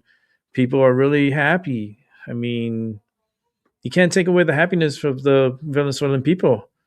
These communist dictator stupidity people that are in New York City now and that ruin New York City and they want to run it to the ground and they don't believe that you have free speech. You can't speak because they quickly want to silence you. When someone comes up to ask you a few questions, they're already coming. They're like trying to like block and get them like not to speak and stuff. Like, what the fuck is that? You know, like that's some shady shit. Like that's, you know, I feel like that should really be looked into. And I'm kind of like winking the eye at Homeland Security. I'm winking my eye at the CIA. I'm winking my eye at the FBI to have these individuals to organize and do a protest in Times Square, and yet they're silencing people and not letting people speak, and just very awkward like organization. I just feel like a lot of people are being paid to conduct these little operations that they're doing, and selling a piece of paper for $5. Are you fucking kidding me? Get the fuck out of here with your little paper that with $5 I could buy a fucking great roll of toilet tissue. It'll be probably better than this fucking paper that you're fucking passing around for $5. Are you kidding me? Like, I know inflation's bad, but holy smokes, that fucking takes the cake. All right, let's come over here and let's check out this feed here. I want to check this one out. Let's go ahead and National Security Advisor and Heritage Foundation VP of National Security. Great to see you this morning, Victoria. Thank you for joining us. So, what do you make of what you're seeing this morning? Now, this is really a new day for the Western Hemisphere, and this is so much bigger than Venezuela. You know, what the purpose of this mission was to take out Nicolas Maduro, who, as Wes was just pointing out, is an indicted criminal. He's not just the head. I know, right, Terry? He's an indicted criminal. It's like you fucking black me out. I swear to God, I will fuck you by the up. president under Article 2, and it's very typical. I'm telling me of not President to talk Trump to that he does someone. a I'm surgical like, strike man, I to get my take out a key, high-value I'll target brand the like head the with it. Iranian nuclear program, like Qasem Soleimani in January of 2020. Get him out of the country, and he's going to try him under U.S. law. But as I said, this is broader than Venezuela. We've been talking about Right, Cuba all Terry? morning. Cuba may now You can buy collapse. some more That's shit 90 paper for miles $5, off of and the shores of they're Florida. selling That a is piece of direct paper for threat to the $5. United States. We could get rid of that hostile communist regime at It's long last, 60 short years later.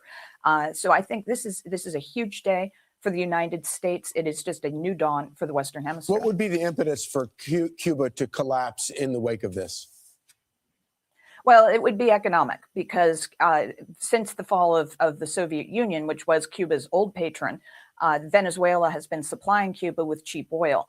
And the island has been so hideously mismanaged economically that is their lifeline at this point. So if that is cut off by the new interim government, which I hope is being run by Maria Corina Machado, that then could be the end for the communist regime in Cuba, and Cuba could once again become a good friend to the United States. So strategically, this is a great benefit to us.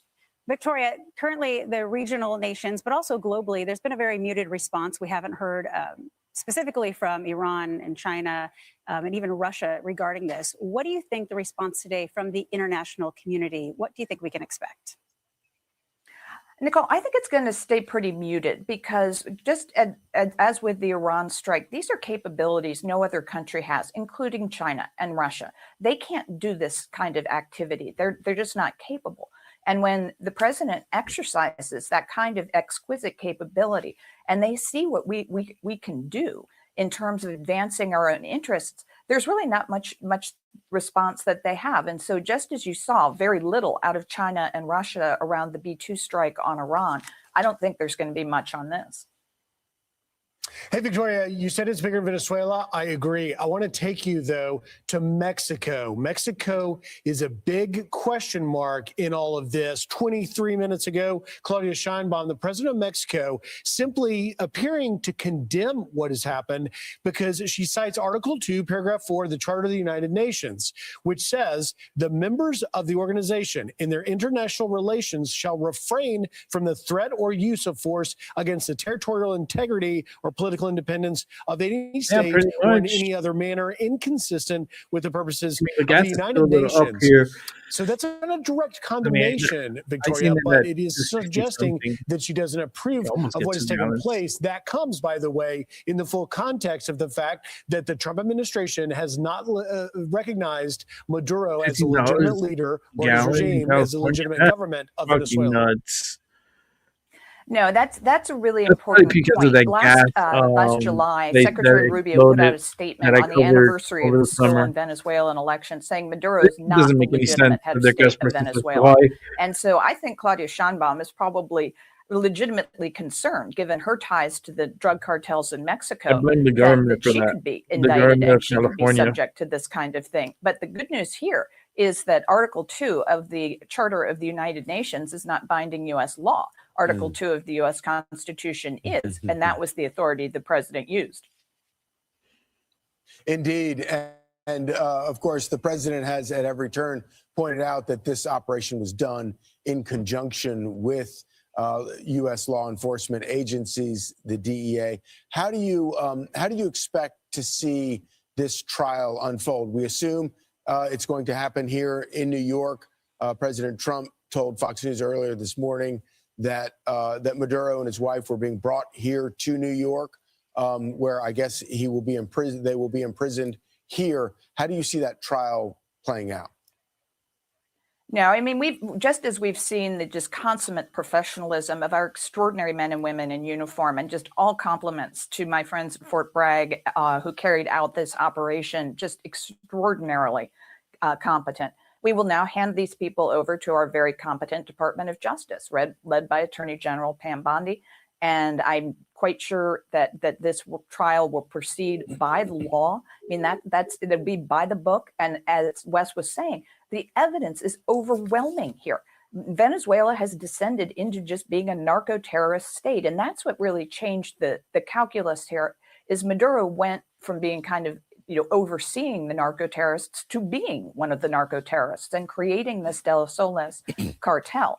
And so that's what made this different. That's what makes him actually a criminal like Noriega in Panama. But the other thing here then is that this becomes a vital national security interest of the United States. We're not in this out of altruism. I mean, I hope for a better day for the people of Venezuela, but this was turning into a direct threat to the United States, just like Panama, because of the existence of the Panama Canal, was a direct threat to the United States in 1989.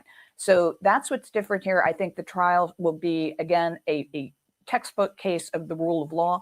This will be good for other rogue actors around the world to observe.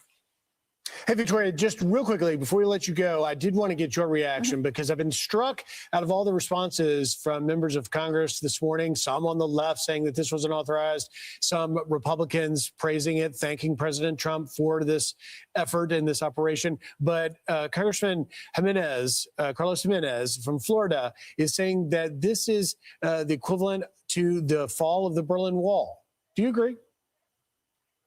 Well, Congressman Jimenez, of course, who's of Cuban descent, has a strong interest in this.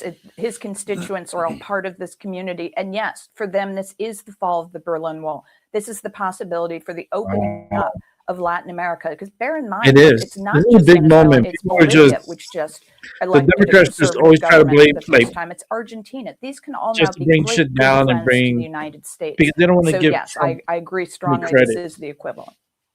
All right. All they can do is criticize Thank you, Victoria. him. Insight. Thank you. I'm Steve Ducey. I'm Brian Kilmeade. And I'm Ainsley Earhart. And click here to Go ahead subscribe to the and, Fox News YouTube. Take that down. Let's bring it back to me.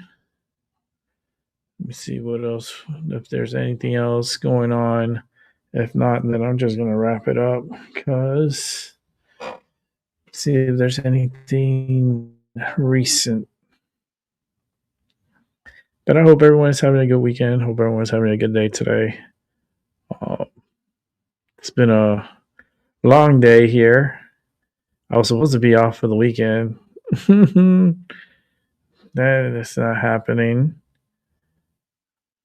Definitely not happening. But I'm pretty excited for what happened, and I'm happy for the Venezuelan people. It means a lot. All right, here is a video. This is coming from CNN. So I'm gonna show that. Let's see. Just trying to play both sides. People are celebrating all around. and that's great for the people, but you still have the administration that are being very weird, and they want their president released.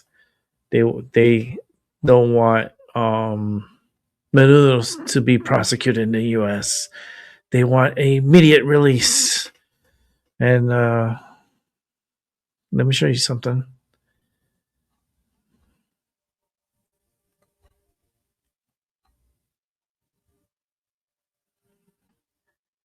Moving moment by moment out of Venezuela, the de facto leader there has now, for the first time, appeared on camera, demanding the immediate release of Nicolas Maduro and his wife, calling their capture a kidnapping. Right now, meantime, Maduro, Calling the in that capture image you see him, was kidnapping. posted by President Trump. He is on his way to the United States to face drug trafficking charges in the Southern District of New York. Meanwhile, the vice president of Venezuela, Maduro, Rodriguez, she just spoke. We've got the audio in now. I want to play for you what she just said to Trump. We demand the immediate release of President Nicolas Here's the Maduro vice and his president. president of the Bolivarian Republic of Venezuela. Coming out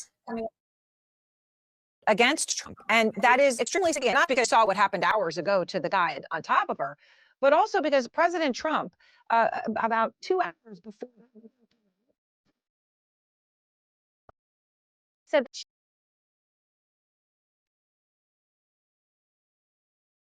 Well,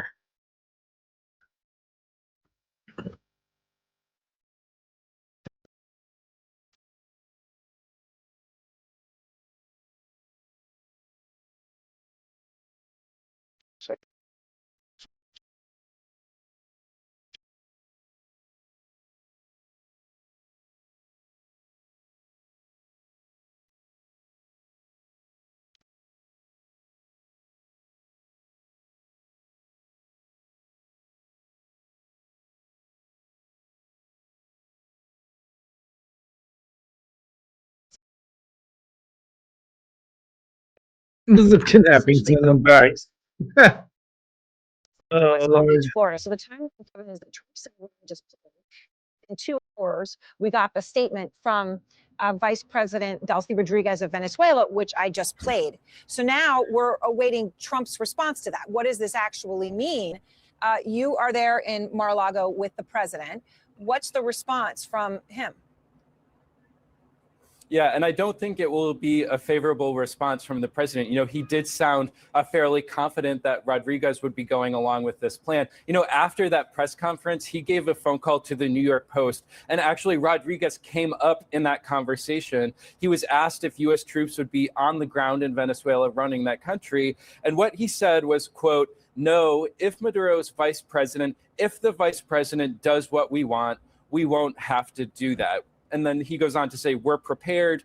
You know, we have a second wave that's much bigger than the first one. And so I do think, you know, now that Rodriguez is coming out and suggesting that she is not, in fact, on board with what the United States is doing down there, You the can't president trust that does seem to be administration. setting up the You prospect cannot that the trust them. US They say could one go thing in and they'll say with a something second else round the of next. strikes. You know, he alluded to that in his You press know? conference. He said that perhaps he didn't think it would be necessary, but saying pretty explicitly that he was ready to order that if the remnants of the Venezuelan regime didn't necessarily, you know, accede to the U.S. Running the country, which is what he said they would be doing. I think all of this just underscores how little we know about what exactly the U.S. role is going to be in Venezuela going forward. You know, after the president came out and really kind of shocked all of us by saying that we, the United States, in his words, would be running Venezuela, and then offered essentially no details about what that meant.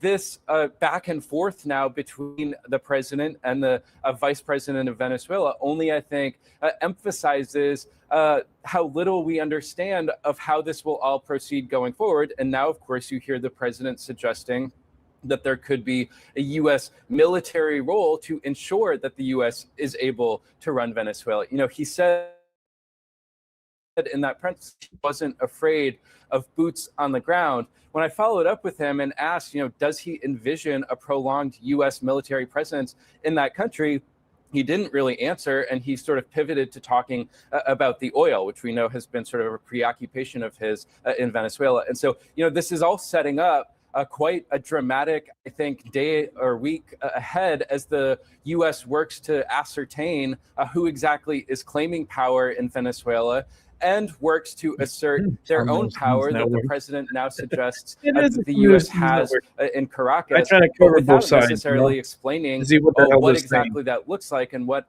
exactly that could mean for the U.S. military going forward. Kevin Liptak, thank you very much in Palm Beach by Mar-a-Lago, where you were in that press conference with the president, an hour-long press conference, I should note. Let's go live now back to Caracas, where Mary Mina has been on the ground for us throughout the day. Mary, as you and I have been talking over these past almost 6 hours, you have been saying that that the vice president had been calling in to state media, but state media was, essentially not really programming, that she had just called in. There was speculation that she had left the country, even gone to Moscow. But then it turns out she is in Venezuela, and she appears to be at the vice president's quarters, and she had this meeting, and she was flanked by all of the military and other power players, including the Interior Ministry, and she gives that defiant statement. What are you hearing from people? Do people buy it in Venezuela? Well, we need to remember that Venezuelans are used to live under authoritarian regime. So there's fear in the streets that something could happen in the coming hours, either from the Trump administration that implied a second wave of attacks, or coming from the government itself and its supporters. So the immediate reaction of our regular Venezuelan is to stay at home, to stay locked at home, waiting for the developments that keep changing with every hour in Caracas. And many people have decided to go to supermarkets to stock for food because they don't know how many days or hours this could last. And also there are the calling from these loyalists to Nicolás Maduro, saying they will not surrender. And that was a strong statement coming from the Venezuelan vice president, saying that they have the law behind them, and basically denying all the words that President Donald Trump said about her, talking with him, or making some sort of negotiations with the Trump administration. She says that they are calling for a strong response from the international community and from the people inside of Venezuela. Now, Mary, obviously there's opposition. There's the fact that Nicolás Maduro, number of 2024. So there's a lot of breaks within the country on where people stand. But even in that context, Mary, where does Delcy Rodriguez stand? Does she have credibility? Does she have standing? Does she have any of those things coming into this? She's witnessed as a strong leader after Nixon. She's been in sessions, not only as a vice president, but in several ministers. She's been the selected one in case of Nicolás Maduro is out of power, as we are witnessing. Like Hugo Chavez did in his time when he left for Cuba. He said, if something happened to me, you have to vote for Nicolás Maduro. Right now, we are learning that the multiple decisions taken by the government with the absence of Nicolás Maduro is to lead the country, the Venezuelan vice president, Delcy Rodriguez. She is witnessed as a smart woman with knowledge in economics, but she's a strong leader. She's in charge, for example, the security forces that are detained more than 2,000 people over the past year in Venezuela after the presidential elections. Well, and that's a significant point, as you point out, not just running the oil, but also running the security forces and what that might mean in terms of her ability to maintain their loyalty, which is going to be in such question here over these next hours and days. Mary, thank you very much. And we'll be checking in with Mary, of course, constantly here as our coverage continues. Well, yeah, I mean, that's what it is. It's like the deed has happened. Maduro is under arrest, and now we have to figure out the rest. How we're going to get Venezuela back in track. How we're going to get the government back rolling again. How can we get Venezuela moving forward? And the U.S. is playing a big role in this. So we'll see how it goes. It should go. The thing is it's they won't say, but it does has a big factor, and it's all about the oil. You know, the oil is very rich down there, and the things that the oil who they were sending that oil to was was between Russia, Iran, who knows what other third world country they were selling this oil to, Cuba too, and so forth. I mean, they're putting a stop to that. They're putting a whole. They're trying to stop the drug flow, which is a good thing. It's not the answer because the drugs don't really like a lot of it comes through there, but a lot of it comes through other countries, not just from Venezuela. But we'll see. We'll see what happens. But I'm gonna get off of here because I'm tired and I want to enjoy the rest of my day. But I want to thank everyone who came through and watched both shows because I do have two that I did today. And yeah, I mean, I'm happy for Venezuela. The uncertainty is real, and let the festive begin. Let people celebrate and be happy, and let's see how the future holds for Venezuela. See what goes down with Venezuela, and hopefully they'll get some good leadership in there and get that country back rolling again. So with that said, I want to wish everyone a good morning, good afternoon, and good night. And I'll catch you on the flip side and enjoy the rest of your weekend. I am definitely taking tomorrow off unless there's breaking news, which I hope there isn't. I'm done for the weekend. Have a good one, everyone. And I'll see y'all later. Peace.